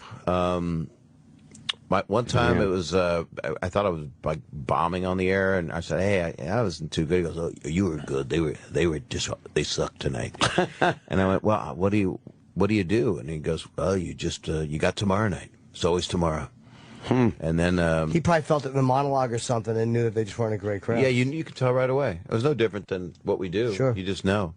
But he was really kind to me. It's funny. I would tell stories that didn't stop. You know, I was like the nephew that would come on and just tell stories. You know, so I'm in there with my kids, and he's like, I said, "This is true." He goes, "I don't care. Just tell it." Just tell it. He would have said, "Tell the fucking story." You're right. I don't care. Just tell And then he would go, and there was a music act on. I remember just sitting and talking to him. I remember I have the same memories kind of with Letterman years later. Would do that show a lot also, and I'd known David from the Comedy Store and stuff from years before. But Carson that's an icon that I never thought I'd ever be sitting and talking to a guy like that. How did it feel to sit in that seat? Well, what was funny was I kind of knew Ed because he kind of knew my family in Philly. And the first time I did it, I believe the first time I did it was with Gary Shandling. He was guest hosting. And then I did it again with Johnny. And then I did it once with Jay. And then I did a total of 13 with Johnny, as I remember. And then Johnny was, it was 2 weeks before he was going off the air. And I brought him a watch. As a joke, and it said 30 years of great service on it, and I handed it to him. Oh, this is very nice, thank you. 30 years of great service. And then I took out 16 more watches, identical watches, like it was just a piece of shit. And I gave one to Ed, and then Bill Cosby came on after, and he was, "Give me my watch," and I started jumping on it and trying to break it. And they were throwing watches all over the place like it was shit. But he was That's funny. He took me out to his car once and showed me his Corvette. Yeah, it's my new car. He didn't seem that happy, but he loved funny people. And that's what it looked like. And it responded well yeah. because he knew that I loved him and I didn't invade his privacy. I would just listen to him. In the documentary, they talk about how somebody had mentioned that watching someone be funny on the show, it was great because you got to see a funny person, but it was also watching Johnny legitimately laughing at it made it even better and made it feel like you were in it. You were there laughing with somebody that you cared about. And it's just a weird, that whole time period and everything. He was an institution, man, that just will never be replaced. There wasn't that. He was the guy. Yeah. No. And they explained how Arsenio Hall bit off it a little bit. Took a little bit. He did a pretty amazing thing, Arsenio. Yeah, Arsenio was a real competitor there for a little bit. But I wanted to talk about the comedians again when he would call you over. Everyone talks about the comic being called over after doing his stand-up. Right. Who are the sad saps that didn't get called over? Because now it's obvious everyone knows about Johnny calling the comedian over if he really liked them. That's the whole big thing. I only did panel, so I was really, really lucky. Oh, you never did stand-up on the show? They wouldn't put me on. The talent coordinator told me when I was trying to get on for like 10 years, I couldn't get on. When I finally had some television of consequence, then I would come on as a guest just to talk to him. But they said the Jim McCauley, who passed away, he was a nice man. He was a talent coordinator. Said your act is like a stone skipping on the water. It doesn't quite dig in. Oh shit! I want to do stand up. I don't want to Pupkin speech from fucking Kung Fu. I don't fucking need that. I just want to get on the Tonight Show. He brought your cassette back to you and told you to go out and get some nightclub work and do some work, and we'll send somebody out to see you as soon as we can. Send us the tape. Yeah. Do you have a link? I'll wait. Yeah, but your comedy is also, it's like edgier. Well, it was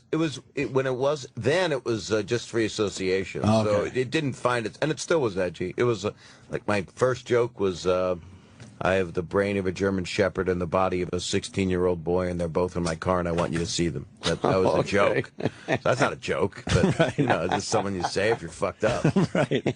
And people would laugh at it, kind of, because like, what's wrong with this guy? Yeah. But. Yeah, I love the documentary, and then it got into his relationship with his mom, who...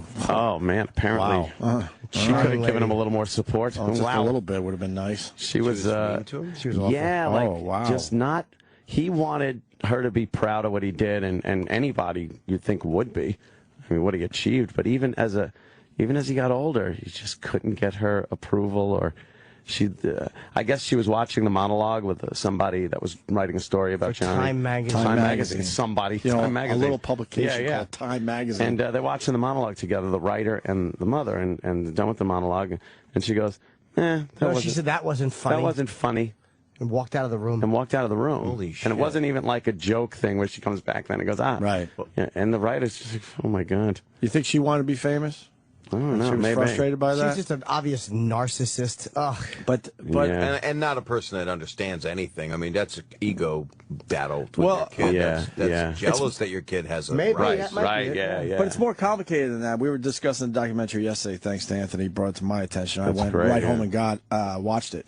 When she died, the mom, she had a box in the closet with all his shit, all his press clippings. She saved everything. So in a way, Johnny Carson was like, oh, okay. Maybe she couldn't express, what she was feeling for me in my career. But in the end, she did show how proud she was because she saved it all. And then they said Johnny took that box, put it in his closet, and it remained there until, he died. Probably masturbated to it. Oh, God. What about his dad? They didn't really go into the dad that much. They didn't There really. was a good role model, positive guy. Yeah, it was very simple stuff. There's footage of Johnny. I'm sorry. There's footage of Johnny from back in like the 40s, and the early 40s doing magic tricks around the house. It's amazing that people had some of the footage was amazing. Well, you watch him. Did they show the thing with Sammy Davis Jr. and Frank in St. Louis? They did an amazing show, and Johnny was the MC, and he wasn't killing. I mean, he was young. I might have just started Who Do You Trust, a game show, and he was just a fresh, spry, good-looking guy that was just like he was kind of awkward in front of the camera, gangly and likable. But very likable. You wouldn't expect him to become what he became. That intersection doesn't happen. And where was he from? Nebraska. Because his father really wasn't in that a lot, but they said something about like somebody from the dad that he was. He was the type of guy from Nebraska that loved his family so much he almost told them. Jay Leno said that. It was Jay Leno. He loved his family so much he almost told them. He almost told them. What a great line. He loved his wife so much he almost told them. Yeah, that was it. Loved his wife so much. Sad is that people don't. Right. I guess it's ethnicity too, because Jewish, Italian people maybe get a little more gregarious in how much. It's a cultural thing. But a person from the Midwest doesn't go around hugging their family. No. That's what sets people off. Who are the guys you came up with at the Comedy Store? You mentioned Letterman, but who else was in your little group? Like Jimmy has his group. That comes in here and I had a lot of friends actually. Kennison, I helped get his first spot at the Comedy Store. Wow. And Michael Richards, I helped get his first spot at the Improv. I helped get him his last spot at the Laugh Factory. It went well. You can do so much with a good iPhone. And I was friends with Mike Binder, who was a filmmaker. Mike Binder. A lot of people. Shanley was a friend. I mean, I was not close, but hung out with Seinfeld. And one time I took everybody to Disneyland. George Wallace, Seinfeld, Shanley. I took everybody to Disneyland. We were like 24 years old.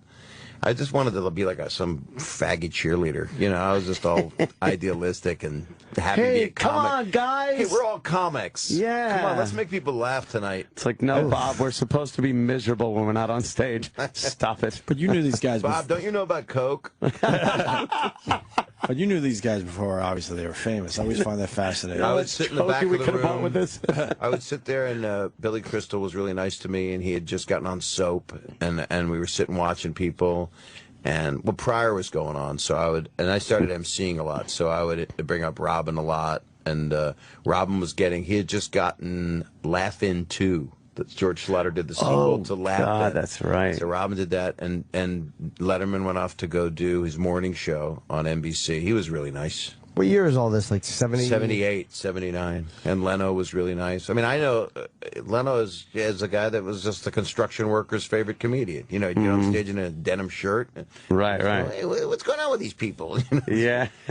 It was fun. There were a lot of. What's the obsession with the denim shirts? I think he's a got a little picture of OCD? habit. Yeah, he's got 100 of them. It works. Like he probably feels that's my pattern. And they said Johnny was like that too, though. Very, very ritualistic, very routine. Every 10 a.m. call Fred DeCordo. He did the exact same thing every day. And when you get that gig, I imagine you're like, I got this gig. Don't fuck it up.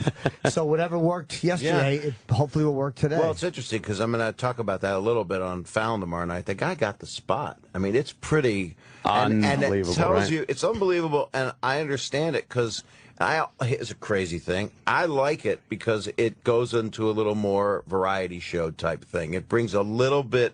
I'm not a game lover. I don't want to see people do bar things on TV or whatever.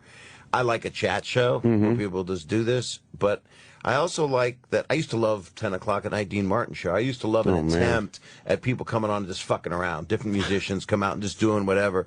So if there's that kind of element to a show where, God bless Jonathan Winters, someone like that can walk in, knock on the door, and just fuck around. Yeah. If the people that run the show are big enough, if it's a Dean Martin type person, and if Jimmy does that kind of thing, I don't know. He just went right to the top. He's awesome. It's amazing. He comes in to do this show, and he's a nice guy. Yeah, genuinely. Yeah, he came in to do our show when they were kind of experimenting with it on the internet. Yeah. Remember, he was doing test shows, and now look what he's doing online. Yeah, it was online. They were like feeling it out. That's when we met him for the first time, and now look at him. Holy fuck! I met him. He was in L.A. and it was funny. I was on Oprah, and they had 5 comedians discovering people. And I was discovering a guy named Bob Oshak, who I need to discover again. Really funny comedian, great guy. And Bill Murray was on. And Bill Murray, via tape, discovered Jimmy Fallon, said that was the guy that he wanted to discover. And Jimmy had just started on SNL. He was one of the new guys. And Bill Maher had somebody he discovered. I can't remember. But it was, I didn't know Jimmy. I went into Oprah's booth and put on a headset and said, "Hey, Jimmy, I really like your work," and just trying to talk dirty to him because we were on the satellite at Oprah. So it just felt like something bad to do. Sure. I had my balls were heavy filled that day. Yeah, right. I was all, I'm at Oprah and I'm using their room as a telephone call. Right. But I met him. Sorry. The first time I met him, I think we did a show in Bryant Park. It was an outdoor show, obviously, and I went up and it bombed completely. And the other guy I was working with bombed completely, and no one knew Jimmy. He, I think, maybe just got SNL. And they're like, this next guy, and he was a guitar act. And me and the other comic will go, oh, fucking. Yeah. And but he did great. He really got laughs. And you could see he was really funny. There's nothing worse than when you guys bomb and the other guy kills. So it's like, oh, it wasn't totally the crowd. It was possible to entertain them. They really wanted to be entertained today. Oh, fuck. I was that guitar act. I could never take the guitar off when I started. I used to sing While My Guitar Gently Weeps, and I had a valve with a shampoo bottle filled with water.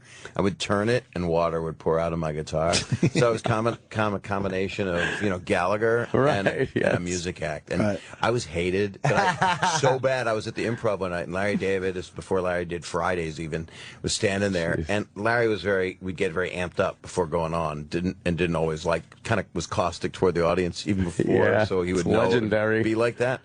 and somebody was on stage, and I'm standing next to Larry holding a guitar. So it's a scene basically from Curb. It really felt like it. Larry's watching the guy on stage, and we're right there. It's like in the Improv in L.A., you're too close to the stage, and all the comics are just looking, and you're kind of lit. It's just weird. And Larry's going, oh, they're laughing at this fucking guy. I don't know if I want to go on. And he said, these people are fucking stupid. You know, and they want a fucking guitar act.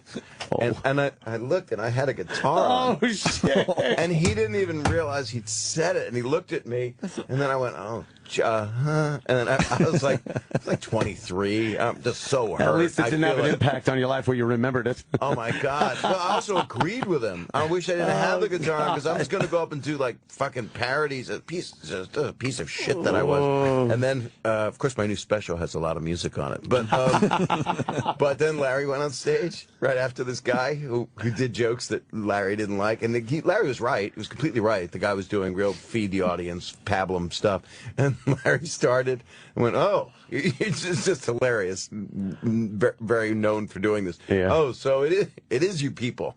Or someone like, you know what? Oh, fuck wow, you. it is you people. I don't even remember what the joke was. I just remember him going, fuck you. And next thing I knew, they said, ladies and gentlemen, Bob Saget. Because he was gone. And there I was with my guitar. Feeling like he was right, and this is going to work, and I'm a piece of comedic shit. There's so many stories of him. Yeah, of course I killed. Pitching like that. But it was, I would do just parodies. He would leave the stage, just yell at the audience pitch. In the middle of doing something, he would just go, fuck this, and walk off the stage. It's like, what the? But that doesn't get you anywhere. He was so funny. No, it doesn't get you anywhere. Tracy's always does the opposite. Tracy would be like, well, even the virus tour, he would go, I'm going to walk him, Bobby. I went, why are you going to walk? I'm going to talk about things they've never heard, abortion. I went, no, they've heard that. I'm going to walk them. They're going to leave. I went, well, why do they have to leave? Because they're going to, Bobby. You'll see. But I think that's a saver to make sure that you've never wanted people to leave, right? Not at all. No, not until I fuck them. Then I would love them to. As soon as I'm wiping cum off with a sock, I want them putting on their shoes. I saw Tracy Morgan at Caroline's, and he wasn't having a good set, so he decided to talk about his pubic hair for 20 minutes. Not a minute, not 2 minutes. For 20 minutes, he would not stop. And then but there's a lot to talk about. He was basically going to every girl in the front row asking if they wanted to see his pubic hair. And he made it into a thing, and he turned the whole fucking place around. That's nice. It's unbelievable. I kind of have to shit. All right, why don't we take a break? Come back. Then I'll plug my special. Sure. When's it on? It's on right now. It's on Amazon and iTunes. It was on Showtime last month, and now it's sold yesterday. Finally, it broke on. It broke. It's broken. It's broken. You can't fix it. I like this special, so it's called That's What I'm Talking About, right? Yep. Okay. Out now, CD, DVD, and download it everywhere. Everywhere. BobSaget.com, and then you got the big dates. Morristown tonight. We didn't mention Atlantic City, Borgata Music Box. Yeah, Borgata on Friday. I Friday like that night. place. You like that music box? One of the best. Wow, You want to come to it? I would love to. You can pick a show. I will not be going though. Okay. I would love to, but I'm not going. Pick what you would have gone to. Which one? I would have went to the Borgata show. Then I'm going to dedicate it to you. I got a beach house. I got a beach house this summer. Yeah, it's right in Atlantic City. Yeah, it's right there. But so I'm keeping my weekend. This is a monorail. Monorail takes you into the music box. Honestly, I would see you in a second. I love seeing Bob Saget. It doesn't take long to see me. Mm-hmm. Yeah. And Saturday, I think the Bowery's sold out. Yeah, you come back I never to New played York. the Bowery Ballroom. Have you played that? I have not. Playing that, and then the one I don't think is sold out is the Williamsburg Hall of Music. Same in night Brooklyn. you're doing that? Yeah, Brooklyn. I'm crazy. So you're doing an early show at the Bowery and then going to the music hall? Yeah, for doing the some crazy hipster, weird, fucked up guy thing. Subway series, fucking Red Bull. Nice. Impress my kids. Yeah, stay away from their friends, kind of show. You have to take a shit. I'm sorry. That's all right. You know what? He has to take a shit. I go into plugging. That's fine. That's fine. It's ironic. I'm leaning on my left elbow, and right now my fucking cheeks. There's nothing popping out, but like my asshole is open. Jesus. Like, but there's It's ready nothing to coming go. out. Groundhog? Yeah, it's almost like my asshole's like. You're ready to go. Ready to go. So you've got a firm little nugget coming up. Oh, it's crowning. His shit is crowning. I don't know how firm. You want to name it? I've been taking. You want to call it? What do you want to call it? Do you know how many names just flew by? What's the first name, boy or girl? That was just a celebrity name. Which one? Bob Saget. I didn't see that happen. The Opie and Anthony Show will return in a moment. After all, millionaires have to piss, too.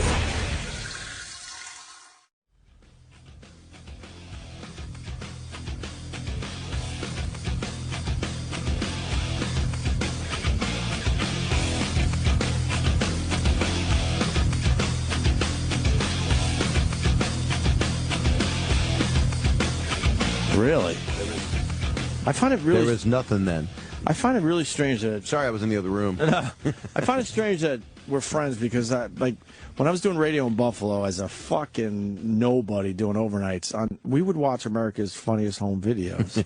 Yeah. And we'd have pizza. It was the radio. It was the thing to watch. Yeah, but the radio guys would get together like we got, it was the show to watch. Right. And I remember we made a point of, picking a house, getting beers, pizza, chicken wings because it was Buffalo. Right. Watching you, and then fast forward, here you are, and we're kind of pals. Yeah. It's just strange to me, man. Well, it's really nice. is. You used to always compliment me, and some people gave me a lot of shit for that show because the jokes were what they were and everything. But it was 8 o'clock. It was started at 7 o'clock at night on a Sunday night. What do you think? Yeah. Here's a guy getting hit in the fucking dick. You can't really do that. Yeah. I hosted a blooper show. Yeah, that's what it was. Did we ever play? No, I don't even want to go there. Was it bad?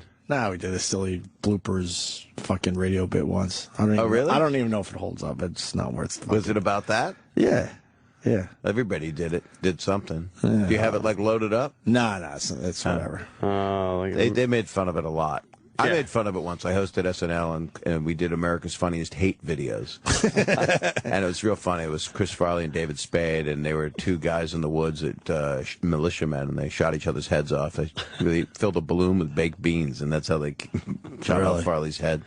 And they had a Klan member on fire. That was a Klan member on fire. These are the nominees. Yeah, the nominees. I liked the show. I really did, man. Well, you've always been very, very complimentary to me. But I've been coming on here now for a long time. Yeah, long time. I was one of those guys. I was extremely surprised at your stand-up because I didn't get a chance to see you, and I finally did. I'm like, fuck, Bob Saget's fucking dirty. Yeah, you were fun. You came out to Westbury, I think. When you were, we hung with your daughters, and those weren't my daughters. Oh no, they were. They were playing the part that night. Yeah, higher. He's a good father, man. I have daughter. Yes, I have he's a daughter big-time escorts. father. I said, we're not going to do anything. You're going to pretend you're my daughter. Right. Here's $1,000. Nothing sexual, even looking. You dress well. I love my kids. Are awesome. You took your parenting pretty seriously. I think a lot of people do. They're wrong, right? You have to, obviously. It's tough. I meet a lot of women, especially, just don't have fathers at all. They just don't have. The dad just didn't do anything. Just said fuck it. They didn't care. I don't know how you even. Thank do God. that. Or where the hell would we be? I would. That's true. Good parenting makes lonely nights for Anthony. That's really true. You really need a girl with a bad father, so you can. I need some baggage. Swoop in every void. By the way, Jim. I was going to say you beat me by a half a second. Oh my God, that's he right. Obviously, he's actually a huge shit. He named his shit after me. I bet you it's as tall as me. At this point, I bet more mass of his own body is coming out of him. What if he created an exact opposite? It just comes out of him. His twin, his shit twin. He shit his own twin out. I finally That's shit a my great Kenny, movie. You got something on that? A lot of people don't know this, but he told me he's been holding this since last night. Why? Oh, no. That's what he does. Why does he hold? Well, he wasn't in labor till this morning. Yeah. Oh, he does weird things like that. He holds his shit. Yeah, we're gonna have to ask him when he comes back. Well, that's a problem. I don't know. That's why he bad does for things you. like You that. can get hemorrhoids. You can get bowel cancer from holding shit. Shit is, you know what shit's got in it? Shit. Shit. You don't want to keep that in. As soon as I get that feeling, Yeah. it's time to get rid I of it. love getting rid of it. Fuck yeah. It's fucking awesome. Even people say don't do it on a plane, but I'm so good at anything. Like yoga's like helped me. Yeah. I don't even do yoga, but Plane, you don't care. At home, I rehearse basically. My yoga is just in training for airplane shitting. Squatting, Bob. You gotta get it done with quick. Yeah. One of life's simple pleasures is when you can't cut it loose, and you get a nice long one, and it's over.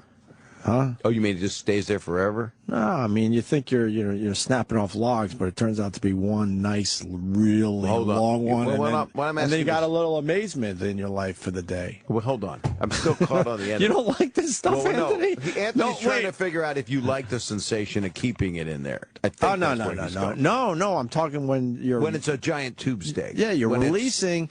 But, you're not cutting off individual logs. It becomes one really long one. But see, I can't relate to this because you need to know, as he's dropping logs, he flushes immediately while he's still sitting on the toilet. I do that sometimes. I like the courtesy. I want to see what I did. I like to look and make sure there's no glass in it, but, like I ate rocks. Yeah. Jimmy, what happened? Jimmy's smiling. Well, I got to be honest. I've never experienced anything like this. That's 20 minutes. Yeah, I take slow shits, but I went upstairs.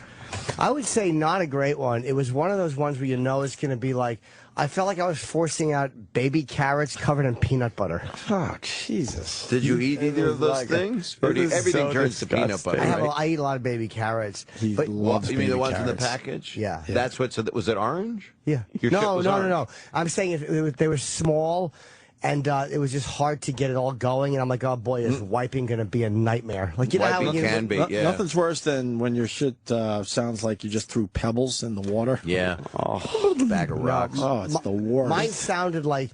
You had soaked a golf ball in peanut butter and you were rolling it down a peanut butter gutter. Does that sound like Mousetrap? It wasn't good. My mother's old, and I probably shouldn't talk about this, but sometimes I'll take her to the restroom somewhere, and I'll drop her off, and it's the act itself for an older person is probably about 12 seconds tops, but the maintenance can be 45 minutes, because there's old flesh you have to get through. Did you have a lot of Wait, Wait, you're putting a fanny pack on? Did you shit in that fanny pack? Bob, hold on a second. You're giving us way too much material. Have you had to wipe your mom's? No, I have not. I mean, I do it electively. Okay. Whether she needs it or not. Yeah. In fact, I'm starting a website. Yeah. It's wipemymomsass.com. I've been able to .net. I have .com. I've been able to avoid it, but there are family members that might have had to wipe my mom's ass. Yeah, my mom shits her pants. She's gonna have to fucking hose out. I love her, but I can't wipe her ass. How about this? People marrying into our family had to do it. To your mom? No. Yes, because it's a girl thing. Is your mom alive now? I think so. But someone has to wipe her ass? Yeah, I think she might still be alive. She can't do it, but she's just an avid reader. I'm saying I could come over. You want to give it a shot? I would. Are you kidding? I'd love to wipe your mom's ass. Some of my sister-in-laws. We're friends. Some of my sister-in-laws have had a. Yeah. Damn. It was hard to wipe my ass today because I opened my asshole with my cheeks with your iPhone. No, with my hand. My left hand pulls my cheeks apart, and I wrap the paper around. I do it gently, but I put my finger in. Why do you have to open it apart? I want to clean the inside of the asshole. I want it clean. So you're using one hand to do a spreadsheet? You're using it like you would your iPhone. Yeah, I'm not open a picture. I'm not taking my two fingers and opening the cheeks. I'm taking one hand and just pulling it apart. It's almost like my asshole's going.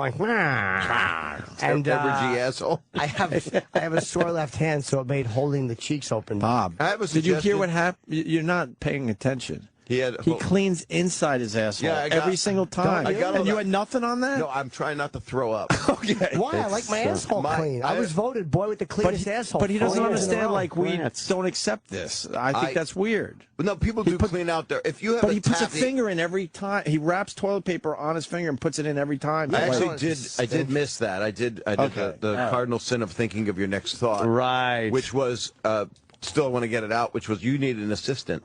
I do. Someone to hold your asshole apart. Yes. And then, but you still want to put the finger in your asshole. I need a small-fisted assistant. Kenny's smirking over there because Kenny offered up some info while you were gone, Jim Norton. Oh, what info? Well, why don't you bring it up again, Kenny? That you've been holding that since last night.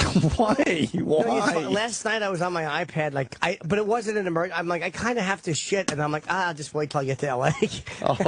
But I have to shit now. That's dangerous. It really is bad for you. I didn't have to shit that bad. Did you eat on the plane? Did you eat anything? I'm leaving now. Oh, you're leaving now. Yeah. What did you eat last night? Just baby carrots, and I did a TV show, so they had craft services. I had a few nuts and a few crackers, which I shouldn't have, but nothing too crazy. What show was it? It's John Fugelsang has that show on. Yeah, he's a nice TV. guy. Yeah, he's a really nice guy. So you're holding to watch that show. You're holding your shit in the whole show. No. You said that was where I ate. I didn't have this shit there, but then I got home and I was like, I kind of want to shit, but I didn't have. It wasn't like I felt the overwhelming desire. But I'm also like losing at words with friends, so I'm like, let me just fucking wrap this up. I drop everything to shit. I don't think like I'll just wait until I get to if LA. I really had to, like right now I had to, so I went in there. But it was just a slow. It was literally. Is it a mess in there? No, you no, clean no, it no, up no. pretty well. I mean, if you clean out your yeah. asshole, I would think the Yeah. toilets. But it was like 7 or 8 little fucking. But it just didn't have like that big log fly out. Like, you know when a log makes a fucking entrance? Yada! Yeah, That's I like what it when I it's got 4 kids riding on it. No. It's like Splash Mountain. Yeah, mine wasn't. Mine was like a photo op. Mine was like you're pushing a sock through a tube of fluff and udder. Oh, that's what my wow, fucking that's shit not like, so- slow. Jeez. That's a slow business. I can't think of anything to top that. Okay. I have to go. I'll see you guys Friday. I'm doing a Leno segment tomorrow. Goody. You're coming back for the big birthday celebration? Yeah, you know. Jimmy's birthday tomorrow, Bob Saget. No, it's Friday. Thank you, Bob. No, I thought it was... No, Friday. The 18th. No, 19th. Oh, do you need anything? I'm an Imodium? Yes, I do. I need tickets to a show in Atlantic City. Do you know what? Friday night, I'm at the Music Box at the Borgata. And, can I? The mics are quiet, so I should just plug? Is that Go pretty ahead. much Go it? away. Plug Bye, away. guys. I'll see you. If Jimmy leaves, we leave. Good seeing you, buddy. Have a good We trip. can hang God, out there. You smell like shit. Oh, Jimmy. Have a good flight, Jimmy. Have a good one, man. And happy birthday in advance. Have a fun birthday. Why was I thinking the 18th? What an idiot. Yeah, the 19th, of course. Jimmy's So birthday on Friday. he's not back on Friday? Or He'll be back Friday. Friday, he'll come back. He does those, gets there, does his shit, comes back. He's insane.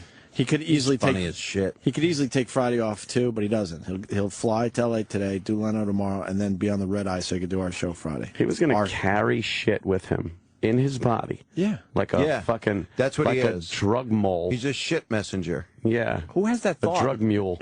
He was going to bring it shit 3,000 miles away. But who has that thought? I'm going to wait till... Well, it's I'll wait. it is anal retention. I mean, it is the definition of it is anal retention. But even So in the he's- airport, you got time to kill, so you're like, fuck it, I'll shit here. Why wait to L.A.? You'd think they'd scan him and go, hey, sir, you got shit in your ass. Yeah, what is this? You got to remove that big hunk of shit inside You you. either got a pipe bomb or you might want to use the bathroom before the flight. What's that 1 foot long black thing lodged up your asshole? That's Yeah, my that's shit. I'm storing it. I got to have it on the flight. I need it with me. He can put stuff I don't in fly there. without my lucky shit. I got it. He lets it turn into a horseshoe shape. Maybe 4-leaf clover style. Right. It's good luck. Oh, wait. said I was You're gonna ending wait. now. You end now, right? We don't have to unless, I mean, gotta if get we out of feel here. like we have no material left. All I then was we'll going to fucking do is end. plug my thing because I'm proud of it, so I might as well. It's plug called it. That's What I'm Talking About. The Bob Saget special is out now. I'm going to download it. I like it. I'm really proud. Why do of you it. like this one? I like it a lot. That's Why? all I have. I don't know. I didn't. I thought it was a good hour. It took a couple years to come up with an hour, and Okay. it's got 5 songs in it, which I liked. And I don't play guitar that well, but I liked them. They're fun. Jeff Lynne would be proud, though. Jeff Lynne that's would nice. not know what to say to me. He'd would be be so embarrassed proud. and He'd be excited. so nervous. to proud. see me. He would sing Telephone Line to me. I was going to ask you what your favorite ELO is. Evil though. woman. Which one is your favorite, though? Probably Telephone Line. We're gonna play Hello, Telephone Line on the how way out. are you?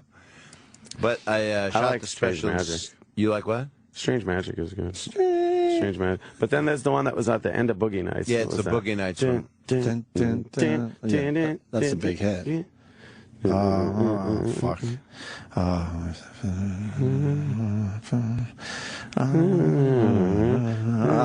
Fuck. Which one is it? It's a living thing. You got Yes, Living very thing. good. It's a living Yeah, thing. that's the my miracle. favorite. Ellie, And I'm ELO thinking of song. dying. That's All my the favorite time, one.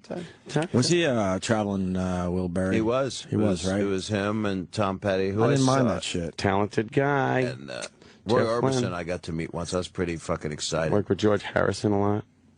Jeff Lynne. Yeah. Yeah. Yeah, they were God, buds. if I'd have met that, that's I'll take any Beatle. Well, Ringo. Yeah. Even Pete Best, I'd be happy. Wow. We had him in. It is going back. What was it like? He sits down. Let's get this over. I just picture him bitter everywhere. He's a bit bitter. He doesn't hide it. Still. He's not happy how that worked out for him. Yeah, that's not good. Think about losing that lottery. But you also had to bring a lot to it, so he could. Yeah. It wouldn't have happened. I mean, Ringo wrote great songs. I mean, everybody did. Everyone goofs on Ringo. They do, and he's done some amazing things. I think people wrote that shit for him. I really do. Oh. I don't think he really was part of the creative process. You don't think without the Ringo stuff, Lennon and McCartney wouldn't have been able to pen any hits? I don't think I can. No, I think we should go back to Jim's shit. I think I've stuck my foot all the way down my. The sad part with Pete Best. Oh, Bob. Pete Best was trying to reinvent himself. Do you remember what the band was or anything from that interview? Because all we're thinking is you were so close to being. He also has the worst name. That is such a rough name to live up to. Terrible name to have. He's the best, and he was the last. It should be Pete Last. Well, Pete Last. Well, the Beatles didn't think he was the best. No, not right. Pete not as good as. Right. Pete mediocre. Mediocre. Yes. Fair to middling. Pete poor. Yeah, Pete poorly. He was cool to us, though. Yeah. We did like him, but you could tell he's like, he's still having a tough time, man. You can't move on with your life in that situation. He wakes up every morning in shock and goes, "I could have been a Beatle." Yeah. That's his first thought every morning. Well, he was just. I think they used him. I think because he had the recording space or something. I'm trying to remember. They did. Well, my Beatle trivia. I think his mom owned the place where they could play. That's what I think it was. And, and that's why they brought Pete in. Like, they basically said, "Well, if we bring him in, we could use his mom's joint." There's a movie Downbeat. Isn't that what it's about? Is it? I don't know. Is my mic off? You know, it's a good time. I think I'm so tired. It's probably a good time to just turn my mic on. Okay. You guys talk to me, and I'll just answer. This is the best time to talk to you. I love Bob Saget. when it's 5 in the morning in L.A. and you're always nice. So you go, okay, Bob's got to plug something. It was when the Showtime special came on before I plugged it today to sell it. And Bob Kelly's in here, and I'm listening to you guys, and they go, okay, can you hold, Bob? And it's 5 in the morning, and I'm like, holy fuck, can I hold? Okay, hold. And I'm laying there, and it's like 20 minutes. Bob Kelly. I don't even remember the conversation. It was good. It was good. You guys and I'm going, I like those guys. I'm thinking to myself, I wish I was there. Yeah. I can't go to the bathroom because I can't leave. What do they go, Bob? Hey, yeah, we're going to take a break. And I'm like, holy fuck. I'm sorry. Come on. Make cereal. And then I come back. And they go, oh, yeah, we got Bob Saget. Oh, yeah. And I go, hey, what's going on? Not much. And now I've got no energy. I woke up out of the gate, with what little 5 minutes of queefing I had left of energy. And then, I got my special. Yeah, you're special. And then Kelly started going off on whatever he was talking about again. You really have to be here. It's it's really not. No, you do fine phoners. I hate phoners, though. You do fine phoners, Bob. No, they're not as. I've never thought you did a bad phoner. Bob. You and those phoners. Why don't you drink a pint and enjoy? Those are good phoners. Don't think about Jimmy's shit. You let Jim's giant shit take over your mind. Always after me, good phoners. Always get take out a of shit here. after. I'm out. I gotta go. Thank you. It's good to see you guys. You got to talk to Roland for a little bit. What's the matter? Okay, guys. What's the matter? Got a problem? What happened? Yeah. We're still on. Are we on still? Yeah. My pack up. Yeah, we just pack up. As long as the mic's in front of me. Yeah, I got to go to a thing too, I think. Oh, you're. Yeah. I'm I late. see something that says Bob has to go. Oh, I'm late. You're late for something else? Bob Saget, thank you guys. Bob, so thanks, the special, that's what I'm talking about, out now, CD, DVD, and you can download it everywhere. You don't have to wait around for this. I like hearing about BobSaget.com for all his touring dates. Tonight it's Morristown, New Jersey at the Mayo Performing Arts Center. On Friday, Atlantic City, Borgata Music Box. And then 2 shows in New York on Saturday, the Bowery Ballroom early, and then he goes over to Brooklyn to the Music Hall in Williamsburg to do his comedy, man. And Bob Saget's I'm going to great. hold my shit in myself until Sunday. Nice. I'm not taking your shit until it? Sunday, and then I'm going to film it and send it to Jim. Where are you going to take? You're flying your shit anywhere? Like I'm going to FedEx it home. Nice. All right, Bob Saget. He's carrying his shit Thanks, to LA. guys. It's good to see you. Yes. Absolutely. We'll see you soon. Thanks.